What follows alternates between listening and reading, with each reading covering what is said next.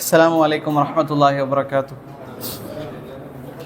إن الحمد لله نحمده ونستعينه ونستغفره ونعوذ بالله من شرور أنفسنا ومن سيئات أعمالنا. من يهده الله فلا مضل له ومن يضلل فلا هادي له. وأشهد أن لا إله إلا الله وحده لا شريك له وأشهد أن سيدنا محمدا عبده ورسوله. يا أيها الذين آمنوا اتقوا الله حق تقاته ولا تموتن إلا وأنتم مسلمون. يا أيها الناس اتقوا ربكم الذي خلقكم من نفس واحدة وخلق منها زوجها وبث منهما رجالا كثيرا ونساء واتقوا الله الذي تساءلون به والأرحام إن الله كان عليكم رقيبا. يا أيها الذين آمنوا اتقوا الله وقولوا قولا سديدا يصلح لكم أعمالكم ويغفر لكم ذنوبكم ومن يطع الله ورسوله فقد فاز فوزا عظيما. எல்லா புகழும் அகிலங்கள் அனைத்திற்கும் ஏக இறைவனாகிய தூணின்றி வான் படைத்த அல்லாஹ் ஒருவனுக்கே உரித்தானதாகும். அவனது சாந்தியும் சமாதானமும் அவருடைய இறுதி தூதர் முஹம்மது ரசூலுல்லாஹ் ஸல்லல்லாஹு அலைஹி வஸல்லம் அவர்கள் மீதும் அவர்களை பின்பற்றி வாழ்ந்த சத்திய சஹாபாக்கள், தாபீன்கள், தபா தாபீன்கள், உலமாக்கள், நல்லோர்கள், நாம் நேசிப்பவர்கள், நம்மை நேசிப்பவர்கள் அனைவரின் மீதும் என்றென்றும் நின்று நிலவட்டுமாக. போன கிளாஸில் நம்ம ஹதீஸ் கலையினுடைய அடிப்படை சம்பந்தமாக படித்தோம். உலூமுல் ஹதீஸ் அப்படிங்கிற பெரிய ஒரு கலைக்கு உள்ள வரக்கூடிய உசூலுல் ஹதீஸ் அப்படிங்கிறது ஒரு பேசிக். உலூமுல் ஹதீஸ் ஒரு பெரிய ஒரு பரந்த ஒரு கலை. அதில் அடிப்படையாக இருக்கக்கூடிய உசூலுல் ஹதீஸ், உசூல் அப்படின்னு சொன்னால் அடிப்படை, பேசிக்கான ஹதீஸ் சம்பந்தமாக பேசிக்காக புரிந்து கொள்வதற்காக ஒரு கலை தான் உசூல் ஹதீஸ். அதுலேயும் பேசிக்காக இருக்கக்கூடிய விஷயங்களை தான் நம்ம பார்க்குறோம். பேசிக்லேயும் பேசிக். அப்போ அதில் போன வகுப்பில் ஹதீஸ்னா என்ன அப்படின்னு படித்தோம். இது போன வகுப்புடைய ஒரு மீட்டல். ஹதீஸ்னா என்ன அப்படிங்கிறத படித்தோம். ஹதீஸ்னா என்ன சொல்லுங்களேன்? ஹதீஸ் என்றால் நபிகளாருடைய சொல், செயல், அங்கீகாரம், வர்ணனை. என்ன வர்ணனை? குணம் மற்றும் தோற்றம். அப்போ ஒரு ஹதீஸ்னா என்ன அப்படின்னு கேட்டால் நபிகளாருடைய சொல், செயல், அங்கீகாரம், ஹுலுக், ஹல்க், தோற்றம், குணம், ரெண்டையும் பற்றிய வர்ணனை, இதெல்லாம் சேர்த்தது தான் ஹதீஸ் அப்படிங்கிறது.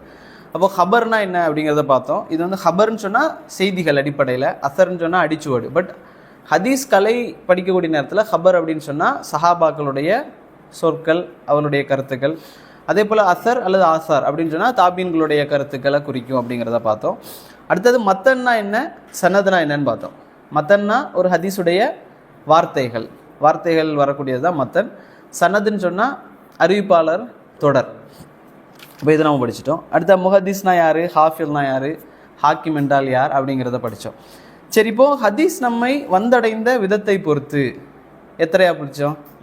ரெண்டாக பிரித்தோம். ஒன்று முத்தவாத்திர், இன்னொன்று அல் ஆஹாத். முத்தவாத்திர்னா என்ன? ஒவ்வொரு காலகட்டத்திலும், அது தபக்கான்னு சொல்லுங்கள், காலகட்டம் சொல்லி வேண்டாம், தபக்கானே பழகிறது. ஒவ்வொரு தபக்காலையும் குறைஞ்சது 10 பேர் அறிவித்து வந்திருந்தனா அந்த ஹதீஸ் முத்தவாத்திரான ஹதீஸ் அப்படிங்கிறது. ஆஹாதான ஹதீஸ்னா எதுவெல்லாம் முத்தவாத்திருங்கிற தரத்தை அடையவில்லையோ அதுவெல்லாம் ஆஹாதில் வருது. ஆஹாது 3ஆக பிரியும். அல் மஷூர், அல் அசீஸ், அல் கரீப். மஷூர்னு சொன்னால் 3லேருந்து 9 வரை, 3லேருந்து 9 வரைக்கும் ஒவ்வொரு தபக்காலையும் வர்றாங்க. அல்ல ஒரு தபக்கால 11 பேர் வராங்க, இன்னொரு தபக்கால 4 பேர் தான் வர்றாரு அப்படின்னு சொன்னாலும் அந்த செய்தி இதில் போயிடும், மஷூரில் போயிடும். அசீஸ் அப்படின்னு சொன்னால் ஒவ்வொரு தபக்காலையும் 2 பேர், ஏதாவது ஒரு தபக்கால 2 பேர் வந்திருந்தாலே அசீஸ். ஒரு தபக்கால ஒரே ஒருத்தர் தான் அறிவிக்கிறாரு, கரீப் அப்படின்னு சொன்னால் அது கரீபான ஹதீஸ். அப்போ கரீபான ஹதீஸுக்கு ஒரு எக்ஸாம்பிள் சொன்னோம். என்ன ஹதீஸ் அது? சஹீஹ் புகாரியுடைய முதல் ஹதீஸ், இன்னமல் அமாலு பின்னியா அப்படின்னு சொல்லி வரக்கூடிய ஹதீஸுடைய அறிவிப்பாளர் தொடரும் போட்டு அந்த மத்தனும் போட்டிருந்தோம். அப்போ இதில் சஹாபியில் ஒரே ஒருத்தர் தான் அறிவிக்கிறார். யார்? உமர் ரதியல்லாஹு அன்ஹு அவர்கள். உமர் ரதியல்லாஹு மட்டும்தான், ஒரே ஒரு சஹாபி தான் என்ன செய்கிறாரு, அந்த செய்தியை சொல்கிறாரு. அதனால் கரீபான செய்தி. இப்போ இதுக்கும் பலம் பலகீனத்துக்கும் என்ன இல்லை, சம்பந்தம் இல்லை. அப்போ நாம் இது ஃபஸ்ட்டு படித்தோம். அப்போது அந்த செய்தியில் ஓகே. அப்போ முத்தவாத்திர் 2ஆக பிரியுது. முத்தவாத்திரான செய்தி ஒவ்வொரு தபக்காலையும் 10 பேர் அறிவிக்கக்கூடிய செய்தியில் அது 2ஆக பிரியுது. எப்படிலாம் பிரியுது அப்படின்னு சொன்னால், ஒன்று அல் லஃப்லி, இன்னொன்று மானவி. லஃப்லினா என்னென்னா அந்த வார்த்தைகள், அந்த மத்தனில் வரக்கூடிய லஃப்லுகள் எல்லாமே, அந்த வார்த்தைகள் எல்லாமே ஒரே மாதிரியே இருக்கும். 10 பேர் அறிவிக்கிறாங்கன்னா 10 பேர் ஒரே வார்த்தையை சொல்லி அறிவிக்கிறது அல் முத்தவாத்திர், அல் லஃப்லி. அடுத்தது மானவி. அது என்ன அப்படின்னு சொன்னால், லஃப்லு வேறு வேறு வார்த்தைகள் வேறு வேறு இருந்தாலும் மானா கருத்து என்பது ஒரே கருத்து தான் சொல்லும். அப்படி வரக்கூடியது முத்தவாத்திரில் 2ஆக பிரியுது. அதே போல் அடுத்ததாக ஆஹாது வந்து 3ஆக பிரியுதை நம்ம சொல்லிட்டோம். ஹலாஸ். இப்போ வந்து நம்ம என்ன செய்கிறோம் அப்படின்னா, அல் மக்பூல் அல் மர்தூத், இது வந்து பலம் பலகீனத்தை பொறுத்து. இதுதான் முக்கியமானது. ஹதீஸ் கலை அந்த உசுல் ஹதீஸுடைய அடிப்படை வந்து பலம் பலகீனத்தை பொறுத்து எப்படிலாம் பிரியுது ஹதீஸ்கள் அப்படிங்கிறதுல பார்த்தோம். அதில் வந்து பலமான ஹதீஸ் அப்படிங்கிறது வந்து மக்பூல், ஏற்றுக்கொள்ளப்பட்ட செய்தி. மர்தூத் அப்படிங்கிறதுக்கு மறுக்கப்பட்ட செய்திகள் அல்லது நிராகரிக்கப்பட்ட செய்திகள். இப்போ மக்பூல் தான் நம்ம பார்த்தோம். போன வகுப்பில் முழுக்க மக்பூல் வரைக்கும் முடிச்சிருந்தோம். மக்பூல் வந்து எத்தனையாக பிரியும்? 4ஆக பிரியும். ஒன்று வந்து சஹீஹ் லி தாத்திஹி, தனியாகவே அந்த செய்தி வந்து பலமான செய்தி, அதுதான் இருக்கிறதுலே பலமானது. அடுத்தது ஹசன் லி தாத்திஹி, இதில் வந்து ஒரு சின்ன ஒரு குறைபாடு வருது, அது என்னென்னு பார்ப்போம். 3வது சஹி லி கைரிஹி, 4வது ஹசன் லி கைரிஹி, இப்படி 4ஆக பிரியுது. அப்போ சஹி லி தாத்திஹினா என்ன? ஒரு ஹதீஸ் வந்து சஹீஹானது அப்படின்னு சொன்னால் அதுக்கு வந்து ஒரு 5 நிபந்தனைகள். ஒரு ஹதீஸ் வந்து சஹீஹ் ஆகிறதுக்கு 5 நிபந்தனைகள். அதில் ஏதாவது ஒரு 3ஆவது சொல்லுங்களேன், யாராவது ஒருத்தர். ஒரு ஹதீஸ் சஹீஹ் ஆவதற்கு 5 நிபந்தனைகள், 2வது சொல்லுங்களேன் இன்ஷா அல்லாஹ். ஓகே, ஃபஸ்ட்டு வந்து மத்தசல சனதுஹு, அறிவிப்பாளர் வரிசை கரெக்டாக இருக்கணும். அறிவிப்பாளர் ரசுல்லாவை தொட்டு சஹாபி தொட்டு தாபியின் தொட்டு இப்படி அறிவிக்கக்கூடியது கடைசி இமாம் புகாரி வரைக்கும் அறிவிப்பாளர் வரிசை சரியாக இருக்கணும். 2வது அறிவிப்பாளருடைய நம்பகத்தன்மை, அதில் கரெக்டாக இருக்கணும். அவர் நம்பகத்தன்மையில் மார்க்கப்பட்டில் கரெக்டாக இருக்காரா எல்லாருமே. 3வது மனன சக்தி, அந்த எல்லா அறிவிப்பாளர்களும் மனன சக்தியில் பலமானவர்களா அப்படிங்கிறது 3வது. 4வது அவரை விட பலமான அறிவிப்பாளருக்கு முரண்படாமல் அறிவிக்கணும். அவரை விட பலமான ஒரு அறிவிப்பாளர் வித்தியாசமான அறிவிச்சிருந்தா இவரோடதை எடுத்துருவாங்க. இது 4வது. அப்படி இல்லாமல் இருக்கணும். 5வது என்ன? இல்லத் அப்படின்னு சொல்லக்கூடிய மறைமுக கோளாறு, ஒரு மறைமுக கோளாறு அதில் இல்லாமல் இருக்கணும் அப்படின்னு சொன்னோம். இப்போ ஹசனான ஹதீஸ்னா என்ன? நம்ம படிக்கும் சஹீஹான செய்தி, ஹசனான செய்தியும் படிக்கும். சஹீஹ்னா இதுதான், எல்லாமே சரியாக இருக்குது. ஹசன்னா என்ன? அழகான செய்தி. இதில் என்ன குறை வரும்? மனநத்தில் வந்து ஒரு சின்ன ஒரு குறை, மனநமே இல்லை அப்படிங்கிறது இல்லாமல் மனநத்தில் ஒரு சின்ன ஒரு குறைபாடு இருக்குது அப்படின்னு சொன்னால் அந்த செய்தியை வந்து ஹசனில் சேர்த்துருவாங்க. இதை நம்ம படித்தோம். இப்போது மக்பூல், அதாவது சஹீஹான செய்திகளை வந்து முழுக்க நம்ம படிச்சிட்டோம். அதே அடுத்ததாக இன்னைக்கு வந்து இன்ஷா அல்லாஹ் அல் மர்தூத், தஈஃபான செய்திகள், பலகீனமான செய்திகள் பற்றி தான் இன்னைக்கு படிப்போம் இன்ஷா அல்லாஹ். சரி, இதில் எழுதி போட்டாலும் சரியாகும்.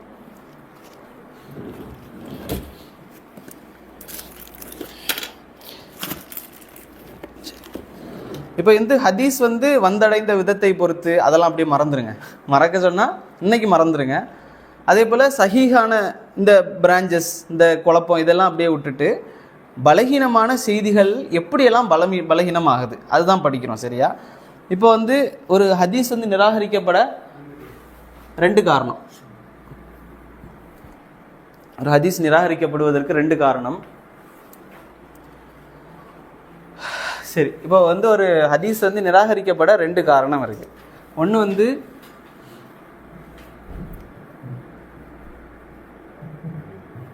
அறிவிப்பாளர்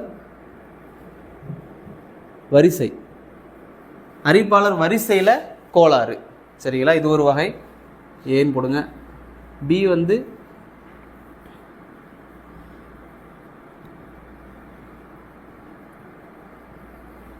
அறிவிப்பாளர் வரிசையில் உள்ள கோளாறு ஒரு வகை, அறிவிப்பாளர் வரிசையில் உள்ள கோளாறு இன்னொரு வகை. சரிங்களா?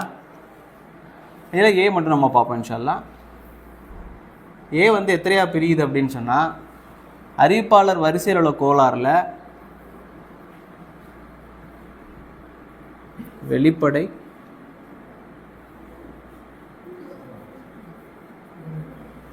மறைமுக கோளாறு. சரிங்களா? இதில் ஏல என்ன வெளிப்படையில் நான் ஃபஸ்ட்டு எழுதிடுறேன். முல்லக் முர்சல். இப்போ வந்து சில நேரம் தமிழில் சரியில்லாமல் இருக்கும், அரபில் எழுதுறதை விட முன்கத்திய மறைமுகம்ல முதல்லஸ் முர்சல் ஹஃபி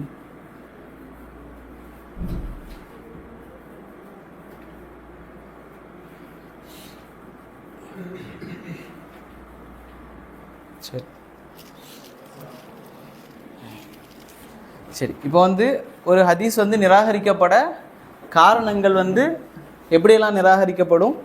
ஒன்று அறிவிப்பாளர் வரிசையில் இருக்கிற கோளாறு, ரெண்டாவது அறிவிப்பாளரில் இருக்கிற கோளாறு, இந்த அறிவிப்பாளர்களில் இருக்கிற கோளாறு. இந்த ரெண்டாக இருக்கும். சரிங்களா? ரெண்டு விதமாக இருக்கும். இதில் அறிவிப்பாளர் வரிசையில் உள்ள கோளாறை மட்டும் ஃபஸ்ட்டு பார்ப்போம். அறிவிப்பாளர் வரிசையில் இருக்கிற கோளாறு ரெண்டாக இருக்கும். ஒன்று வெளிப்படையாகவும் இருக்கும், மறைமுக கோளாறாகவும் இருக்கும். சரிங்களா? இப்போ வெளிப்படையான கோளாறு நாலாக பிரியுது. இதில் மோல்லக் முதல் அடிப்படை மோல்லக். மோல்லக்குனா என்ன அப்படின்னா, இப்போ இமாம் புகாரி இருக்கார் வைங்களேன். உதாரணத்துக்கு இமாம் புகாரி இருக்கிறார். அவருடைய ஆசிரியர்கிட்ட கேட்பார். நம்ம சஹீல் புகாருடைய முதல் ஹதீஸ் படித்தோம். அவருடைய ஆசிரியர் யார்கிட்ட கேட்குறாரு? ஹுமைதிட்ட கேட்குறார். ஹுமைதி சுஃபியான்கிட்ட கேட்குறாரு. சுஃபியான் அப்படி போகுதுன்னு வைங்களேன். இதில் இமாம் புகாரி அவருக்கு முன்னா இருக்கக்கூடிய ஆசிரியரை தொடாமல் அதுக்கு முன்னால் ஒருத்தரை தொட்டு அப்படியே ரசூலுல்லாஹ் வரைக்கும் போகுது. ஒரு அறிவிப்பாளர் தொடர் ஒரு இமாம்லேருந்து அவருக்கு முன்னால் அறிவித்த ஆளை விட்டுட்டு ஒரு ஆள் விடுபடுது. சரிங்களா? இது எல்லாமே விடுபடுறது தான். ஒரு ஆளை விட்டுட்டு ரசூலுல்லாஹ் வரைக்கும் போகுதுன்னு வைங்களேன். அந்த செய்தியை என்னன்னு சொல்லுவாங்கன்னா மோல்லக்கான செய்தி. இது என்ன? நிராகரிக்கப்பட்டுரும். இந்த ஹதீஸ் எடுக்க மாட்டாங்க. ஏன்னா ஒரு ஆள் விட்டுட்டு இமாமுக்கு முன்னால் ஒரு ஆள் விடுபட்டுருச்சு அப்படின்னு சொன்னால் எப்படி எழுதலாம்னா, மோல்லக் என்பது அறிவிப்பாளர் வரிசையில் இறுதியில் ஒருத்தர் விடுபடுறது. அறிவிப்பாளர் வரிசையில் லாஸ்ட்டில் ஒருத்தர் விடுபட்டார் அப்படின்னு சொன்னால் மோல்லக்கான செய்தி. ரெண்டாவது முர்சலான செய்தி. முர்சலான செய்தி அப்படின்னா என்னன்னா, அறிவிப்பாளரில் ஆரம்பத்தில் ஒருத்தர் விடுபடுறது, தாபீன்களுக்கு மேலாக. அவர் சஹாபியாகவும் இருக்கலாம், இன்னொரு தாபியாகவும் இருக்கலாம். ரசூலுல்லாஹ்ட்ட இருந்து ஒரு சஹாபி கேட்டு அதில் ஒருத்தர் விடுபடுவார்.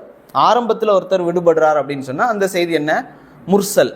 அந்த ஹதீஸை எடுக்கவே மாட்டாங்க. ஏன்னா ஒரு சஹாபி விடுபடுதார், அந்த ஹதீஸை எடுக்க மாட்டாங்க. அது என்ன? முர்சலான செய்தி. மூணாவது இருக்கிறது என்ன? மொதலான ஹதீஸ்னா என்ன அப்படின்னா, ஒரு அறிவிப்பாளர் தொடரில் 2 பேர் தொடர்ச்சியாக விடுபடுவாங்க. அந்த அறிவிப்பாளர் தொடரில் 2 பேர் தொடர்ச்சியாக 2 பேர் காணாமல் போயிட்டாங்க. யாருன்னு தெரியல. எங்கே இவர் முதல்ல ஒருத்தர் அறிவிக்கிறாரு, அவருக்கு மேலே ஒருவரையும் காணும், அதுக்கு மேலே இருக்கிறவரையும் காணும். இப்படின்னு சொன்னால் அது என்ன? மோதல். இதையும் எடுத்து செய்ய மாட்டாங்க, எடுக்க மாட்டாங்க. கடைசியாக இருக்கிறது முன்கதி. முன்கதி அப்படின்னு சொன்னால் அறிவிப்பாளர் வரிசையில் எங்கேயாவது ஒரு இடத்துல ஒரு ஆள் விடுபடுவார். மேலேயும் இல்லை கீழே இல்லை, அதுக்கு இடைப்பட்ட இடத்துல யாராவது ஒருத்தர் எங்கேயாவது ஒரு இடத்துல விடுபட்டாங்க அப்படின்னு சொன்னால் முன்கத்தியான செய்தி. இதெல்லாம் என்ன? வெளிப்படையாக தெரியும். சரிங்களா? இதெல்லாம் வெளிப்படையாக தெரிகிறது. இது இப்படி நீங்கள் எழுதிக்கலாம். மோல்லக் அப்படின்னு சொன்னால் இறுதியில் ஒருத்தர் விடுபடுறது. முர்சல்னா ஆரம்பத்தில், நபிக்கு அடுத்ததாக ஆரம்பத்தில் ஒருத்தர் விடுபடுறது. மொதல் அப்படின்னு சொன்னால் 2 பேர் கண்டினியூஸாக தொடர்ச்சியாக விடுபடுறது. முன்கத்தினா எங்கேயாவது ஒருத்தர், எங்கேயாவது. நீங்கள் புரிய மாதிரி எழுதிக்கோங்க இன்ஷா அல்லாஹ். இப்போது இதுதான் அறிவிப்பாளர் வரிசையில் இருக்கிற கோளாறுகள். அடுத்ததாக மறைமுக கோளாறு. இந்த அறிவிப்பாளர் தொடரில் மறைமுக கோளாறு எப்படிலாம் வரும்னு சொன்னால் இப்படி 4ஆக வரும். இந்த நாளில் முதல்லஸ் அப்படிங்கிறது இருக்குல்ல, இது நீங்கள் இப்போ நான் இப்படி பிரிஞ்சு மறக்கலை மாதிரி இருக்குன்னு நினச்சிட வேண்டாம். ஈஸி தான், புரிகிறது மாதிரி தான் எழுதியிருக்கிறேன். இந்த முதல்லஸ் 2ஆக பிரியும். எழுதலை. முதல்லஸ் அப்படின்னு சொன்னால் என்னென்னா இருட்டடிப்பு செய்கிறது, தத்லீஸ் செய்கிறது. சரிங்களா? முதல்லஸில் 2 வகை இருக்குது. ஒன்று தத்லீஸ் இஸ்னாது, தத்லீஸ் ஷுயூஹ். தத்லீஸ் இஸ்னாதுனா இஸ்னாது மட்டும் எழுதுறேன்.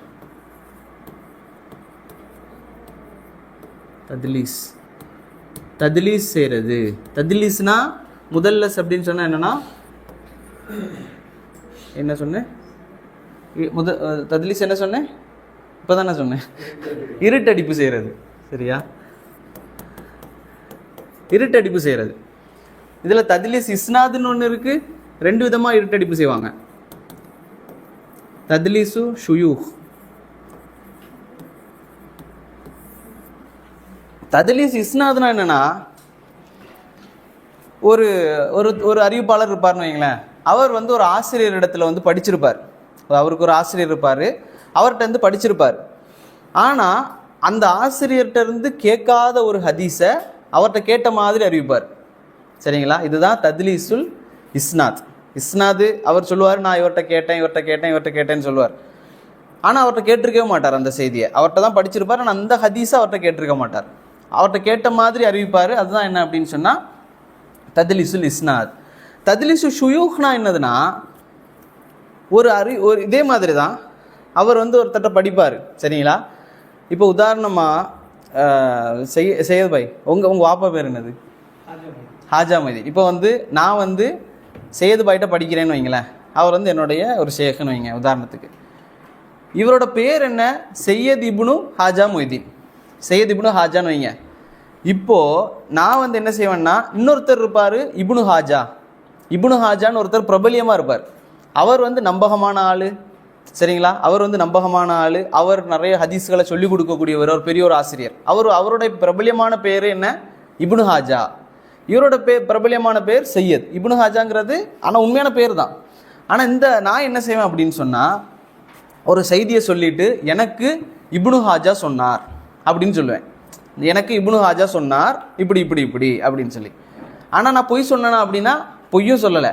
நான் கேட்டது இவர்கிட்ட, ஆனால் நான் சொல்கிறது வந்து இப்னு ஹாஜாட்ட நான் கேட்டேன், அவர் எனக்கு சொன்னார். அப்போ மக்கள் நினைப்பாங்க, ஒருவேளை அவர்கிட்ட படிச்சிருப்பாரோ அப்படின்னு நினைப்பாங்க.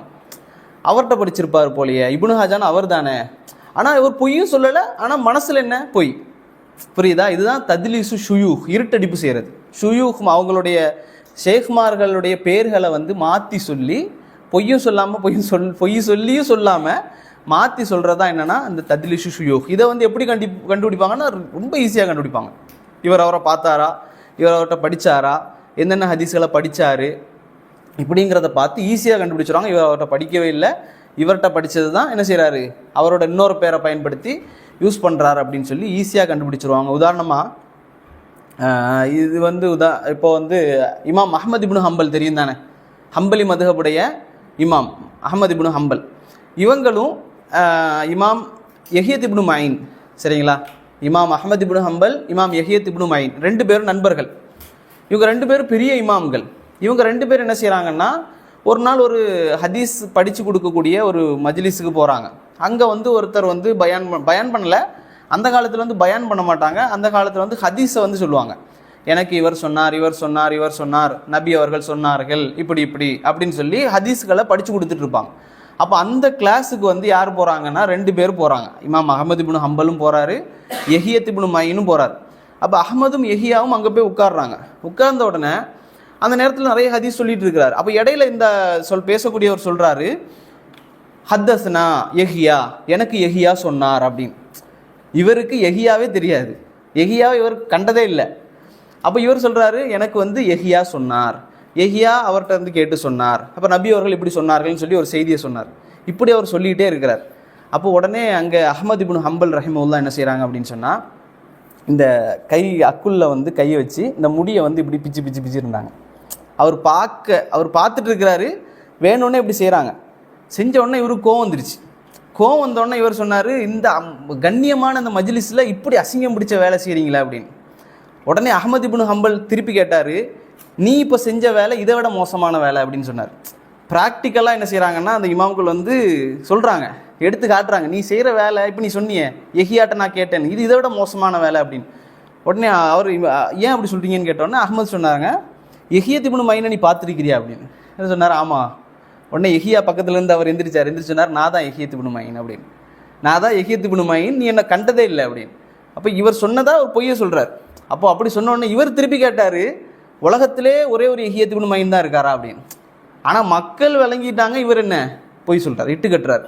இவர் வந்து ஷேக்குடைய பெயரை வந்து பயன்படுத்தி இட்டு கட்டுறார். இவர் பொய்யர் அப்படிங்கிறத வந்து பதிவு செய்கிறாங்க. இதான் நான் சொன்னேன், ஹதீஸ்கள் வந்து எந்த அளவு பாதுகாக்கப்பட்டிருக்கு, ஒரு ஒரு அறிவிப்பாளர் யார், அவர் எப்படிப்பட்டவருங்கிறது அப்படியே வந்து பதிவு செய்யப்பட்டிருக்கு. தனி கித்தாபே இருக்குது ஒவ்வொருத்தரை பற்றியும். அப்போ இது வந்து என்ன, தத்லீசு ஷுயூஹ். சரிங்களா? இதில் முர்சல் ஹஃபீன் இருக்குது. முர்சல் ஹஃபீனா என்னன்னு சொன்னால், இதே போல தான் சமகாலத்தில் வாழ்ந்த ஒரு அறிஞரிடத்திலிருந்து அவர் கேட்காத செய்தியை வந்து என்ன செய்வாங்கன்னா கேட்டதை போல அறிவிக்கக்கூடியதான் என்னென்னா முர்சல் ஹஃபி. முஅன்னன் இது வந்து ரொம்ப டீப்பாக போவாங்கன்னா முஅன்னன் இது ஒரு சின்ன வித்தியாசம் தான். இது என்ன அப்படின்னா, ஹதீஸுடைய அறிவிப்பாளர் தொடரில் வந்து ஹத்தஸ்னா ஃபுலான் அன் ஃபுலான் அன் ஃபுலான் அப்படி வரும். ஹத்தஸ்னானா நான் அவர்கிட்ட கேட்டேன் அப்படின்னு சொல்லுவாங்க. அந்த அன் யாருன்னு தெரியாது. இப்போ அரபில் வந்து அண்ணுன்னு சொல்லுவாங்க. அவர்கிட்ட கேட்டேன் இப்படி சொல்லிட்டு போவாங்க ஹதீஸை வந்து. இப்போ இந்த அன் யாருன்னு தெரியாது. இப்போ இந்த அன் வந்துருச்சு அப்படின்னு சொன்னால் அந்த ஹதீஸ் வந்து எடுத்துருவாங்க. யாருன்னே தெரியாது. அண்ணன்னு சொல்லிட்டு போனால் என்ன? அதனால் இந்த வந்து என்ன செய்வாங்கன்னா முஅன்னன் அப்படிங்கிறது இருக்குது. அது சேமில் அதில் தான் வரும். சரிங்களா?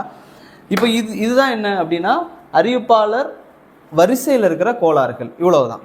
இது நிறைய டீப் இருக்குது. இது பேசிக். சரிங்களா? வெளிப்படையில் கோளாறு இருக்குது, இறுதியில் ஒருத்தர் விடுபடுறது, ஆரம்பத்தில் ஒருத்தர் விடுபடுறது, 2 பேர் தொடர்ச்சியாக விடுபடுறது, எங்கேயா ஒரு இடத்துல யாராவது ஒருத்தர் விடுபடுறது. முதல்லஸ் மறைமுக கோளாறு 2. ஒன்று வந்து முதல்லஸ் தஜ்லிஸ் இஸ்னாதை வந்து கேட்காத ஒருத்தட்ட கேட்ட மாதிரி அறிவிக்கிறது. 2வது ஷேக் அவருடைய ஆசிரியருடைய பெயரை வந்து மாற்றி அறிவிக்கிறது. முஅன்னன் வந்து அண்ணன் அவர் அப்படின்னு சொல்லி போட்டு அறிவிக்கிறது. இப்படிதான் என்ன செய்யுது கோளாறுகள் வந்து ஏற்படுதுன்னு வைங்க. இப்போ இதுக்கு அடுத்ததா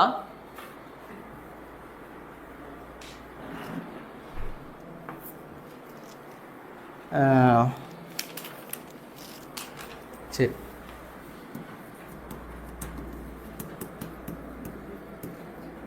அறிவிப்பாளர்கள் உள்ள கோளாறு. சரியா? இப்போ அறிவிப்பாளர் வரிசையில் கோளாறு பார்த்தோம். அறிவிப்பாளரில் உள்ள கோளாறு என்ன அப்படிங்கிறத பார்ப்போம் இன்ஷா அல்லாஹ். அறிவிப்பாளரில் உள்ள கோளாறு 10 விதத்தில் வரும். 1 தமிழில் எழுதிடுறேன். சாரி,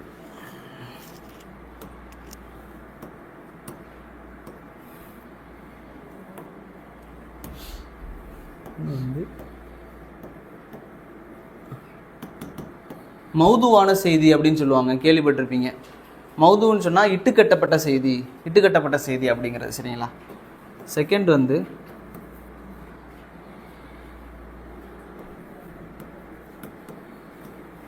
முத்ரக்கான செய்தி,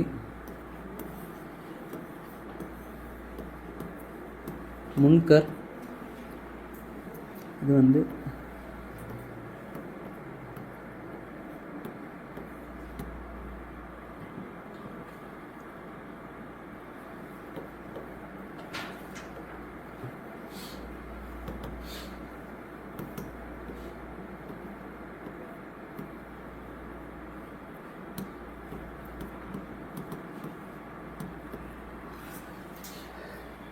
சரி, இது வந்து நீங்கள் எழுத வேண்டாம், விட்டுருங்க.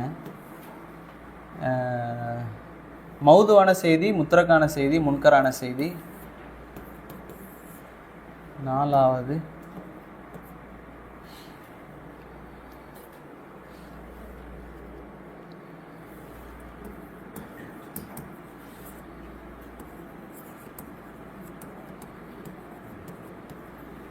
சரி,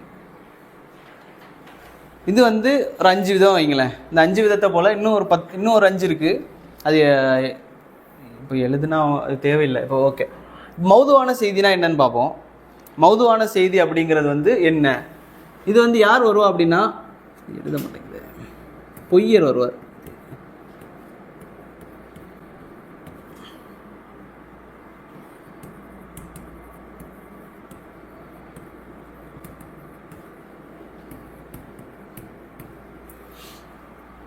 முன்கர்.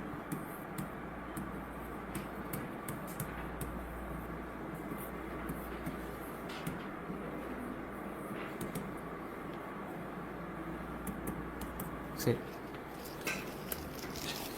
மௌதுவான செய்தினா என்ன? மௌதுவான செய்தினா என்ன அப்படின்னு சொன்னால், ஒரு ஹதீஸ் வரும். அந்த ஹதீஸனுடைய அறிவிப்பாளர் தொடரில் வரக்கூடிய ஏதாவது ஒரு அறிவிப்பாளர் வந்து பொய்யராக இருப்பார். பொய்யர்னா எப்படிப்பட்ட பொய்யர்? சும்மா வாழ்க்கையில் பொய் பேசுறதில்ல, ஹதீஸில் பொய் பேசுவார். ஹதீஸில் பொய் பேசக்கூடியவரா, நபி அவர்கள் சொன்னார்கள் சொல்லக்கூடிய ஒரு செய்தியாக இருக்கும். நபி அவர்களோட தொட்டு நபி அவர்கள் சொன்னார்கள் இப்படின்னு சொல்லி பொய் சொல்லக்கூடியவராக இருப்பார். அந்த ஹதீஸ் தான் என்ன அப்படின்னு சொன்னால் மௌதுவான செய்தி. இந்த மௌது தான் தைஃப்னு சொல்லுவோமே, லைஃபான செய்தி. அதுலேயே வந்து ரொம்ப மோசமான செய்தி வந்து மௌது. அதான் ஃபஸ்ட்டு போட்டிருக்கேன். மௌது என்பது இருக்கிறதுலே ரொம்ப மோசமான இட்டுக்கட்டப்பட்ட ரசூல் ஸல்லல்லாஹு இட்டுக்கட்டப்பட்ட செய்தி. ரசூல் சொன்னாங்க, என் மீது யார் ஒருவர் ஒரு செய்தியை வந்து நான் சொல்லாததை வந்து சொன்னதாக இட்டுக்கட்டுவாரோ அவர் தன்னுடைய இடத்தை வந்து நரகத்தில் ஆக்கி கொள்ளட்டும் அப்படின்னு சொன்னாங்க. அப்போ அந்த மாதிரி ஒரு செய்தி தான் என்ன இந்த மௌது. இந்த மௌது வந்து நம்ம என்ன செய்யக்கூடாது, எங்கேயுமே பேசக்கூடாது. அதாவது ஜும்மா உரைகளில் வந்து ஆதாரமாக எங்கேயுமே பேசக்கூடாது. இப்போது சொல்கிறதுக்காக இப்படி இது வந்து ஒரு மௌதுவான செய்தி, இட்டுக்கட்டப்பட்ட செய்தின்னு சொல்கிறதுக்காக சொல்லலாம். ஆனால் மற்றபடி நம்ம என்ன செய்யக்கூடாது, அமல் செய்யக்கூடாது, எங்கேயுமே வந்து பயான்லையும் என்ன செய்யக்கூடாது, பயன்படுத்தக்கூடாது. பலகீனமான செய்திகளில் மிக மோசமான செய்தி தான் இந்த மௌது. இது வந்து எப்படியெல்லாம் கண்டுபிடிப்பாங்க அப்படின்னா, ஒன்று இதை வந்து சொல்லக்கூடியவர் அவரே ஒத்துக்கொள்வார். அவரே என்ன செய்வார்னா, நான் இட்டுக்கட்டினேன் அப்படிங்கிறத ஒத்துக்கொள்வார். உதாரணமாக ஒரு அறிஞர் இருந்தார், முஹம்மது இப்னு இஸ்மாயில். முகமது இப்னு இஸ்மாயில் இல்லை, முஹம்மல் இப்னு இஸ்மாயில். இந்த அறிஞர் வந்து என்னென்னா, ஒருத்தர் வந்து ஒருத்தர்கிட்ட வந்து படிச்சுட்டு இருக்கிற நேரத்தில் அவர் வந்து குர்ஆனுடைய சிறப்புகள் சம்பந்தமாக பேசுகிறார். அப்போ சூரா பக்ராவுடைய சிறப்பு, சூரா ஆல் இம்ரான் சிறப்பு, நிசாவுடைய சிறப்பு, இப்படி பேசிக்கிட்டே இருக்கிறார். அப்போ இவர் கேட்டார், இவருக்கு கொஞ்சம் டவுட் வந்துச்சு. நீங்கள் இதெல்லாம் எங்கே கேட்டீங்க, யார்கிட்ட கேட்டீங்க அப்படின்னு கேட்டார். அவர் சொன்னார், நான் வந்து இவர்கிட்ட கேட்டேன். அப்போ ஜோர்டானில் அவர் இருக்கு, அவர்கிட்ட கேட்டேன். என்ன செஞ்சாங்கன்னா, இவர் வந்து பயணித்து போய் அவர்கிட்ட கேட்டார், நீங்கள் இந்த செய்தியை அவர்கிட்ட சொன்னீங்களா? ஆமாம் சொன்னேன். உங்களுக்கு யார் சொன்னது? எனக்கு அவர் சொன்னார். இப்படின்னு சொல்லி பயணிப்பாங்க. இமாம் புகாரி அப்படி தான் பயணித்தார். இமாம் புகாரி, இமாம் முஸ்லீம், இமாம் அஹமது இப்னு ஹம்பல் இல்லை, இமாம் புகாரி இதுக்காகவே பயணித்தார். இந்த ஹதீஸ் வந்து உண்மையா அப்படிங்கிறத கண்டுபிடிக்கிறதுக்காகவே. அதே மாதிரி இவர் பயணித்து போகிறாரு 5 பேர்கிட்ட போகிறார், 6வது அப்படி போகிறாங்க. நான் சொன்னேன், இவர்கிட்ட சொன்னார், இவர்கிட்ட சொன்னார் சொல்லி ஒரே காலகட்டத்தில் போய் கடைசியில் இந்த முஹம்மது இப்னு இஸ்மாயிலை சந்தித்து கேட்டாங்க, இந்த மாதிரி ஒரு ஹதீஸ். அங்கே வந்து பெரிய மஜ்லிஸ், தாடிலாம் வச்சு பயான்லாம் பண்ணிகிட்டு இருக்கிறாங்க. பார்க்க சாலிஹான மனிதர். அப்போ இவர் போய் கேட்குறாரு, இந்த மாதிரி நீங்கள் வந்து இந்த ஹதீஸை வந்து இவருக்கு சொன்னீங்களா அப்படின்னு. அவர் சொன்னார், ஆமாம் நான் சொன்னேன். நீங்கள் யார்கிட்ட கேட்டீங்க அப்படின்னு இவங்க கேட்டாங்க. அப்போ இந்த முஹம்மது இப்னு இஸ்மாயில் சொன்னார், நான் யார்கிட்டையும் கேட்கல. மக்கள் குரானை விட்டு தூரமாகி போயிட்டு இருக்கிறாங்க, அவங்கள குரானோட நெருக்கமாக்குறதுக்காண்டி தான் நான் அந்த மாதிரி என்ன செஞ்சுட்டேன், கட்டி விட்டுட்டேன். நபி அவங்க இப்படி சொன்னாங்க, இந்த சூரா முல்க் ஓதுனா இந்த சிறப்பு இப்படின்னு சொல்லி நான் சும்மா சொல்கிறேன், அந்த மாதிரி நான் என்ன செஞ்சுட்டேன், கட்டி விட்டுட்டேன் அப்படின்னு சொல்லி ஒப்புக்கொள்கிறார். அப்போ இந்த செய்தியில் என்ன செய்வாங்க, இந்த ஆளை முஹம்மது இப்னு இஸ்மாயிலை சொல்லி இவர் ஏதாவது அறிவிப்பாளர் தொடரில் வந்தார்னா அந்த ஹதீஸை எடுக்க மாட்டாங்க.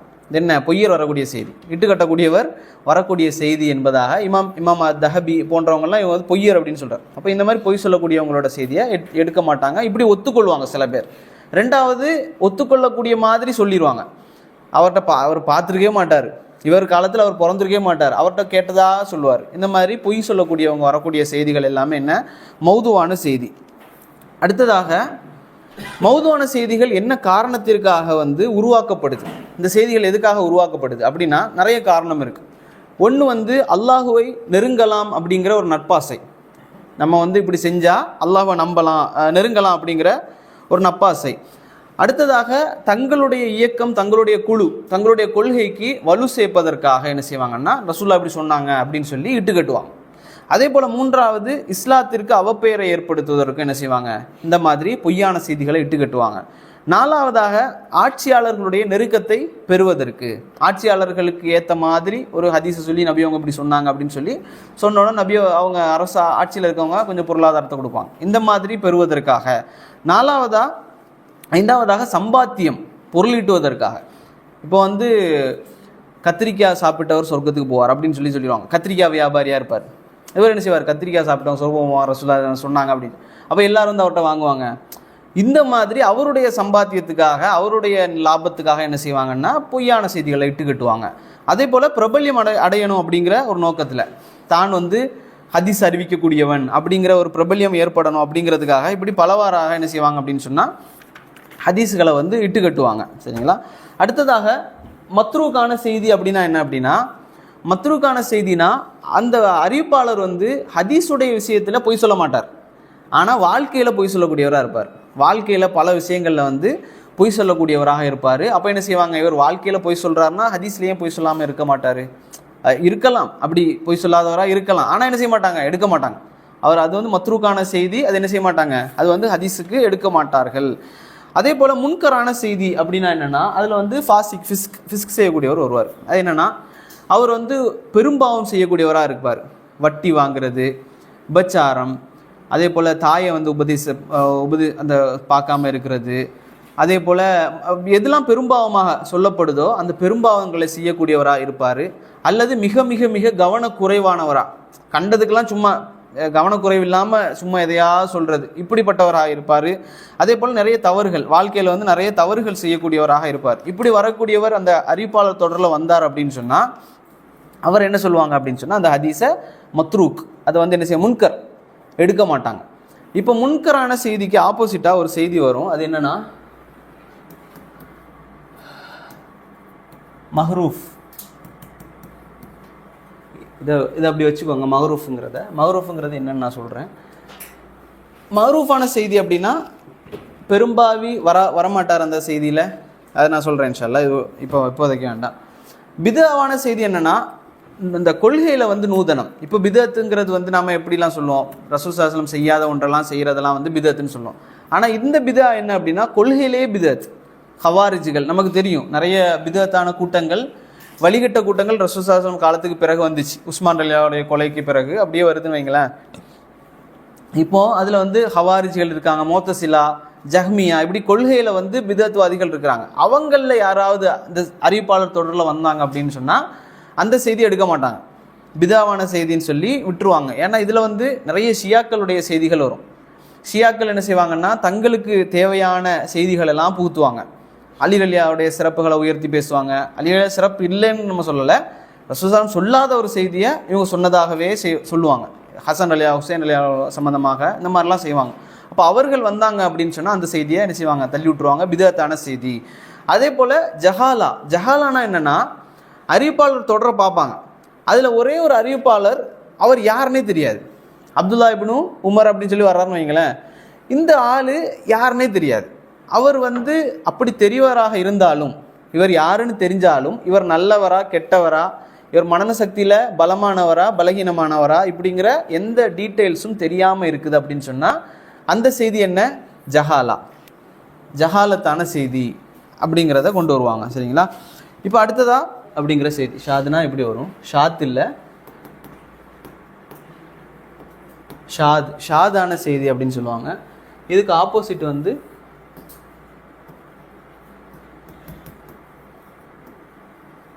மக்ஃபூல். சரிங்களா? சரி, ஹைர்.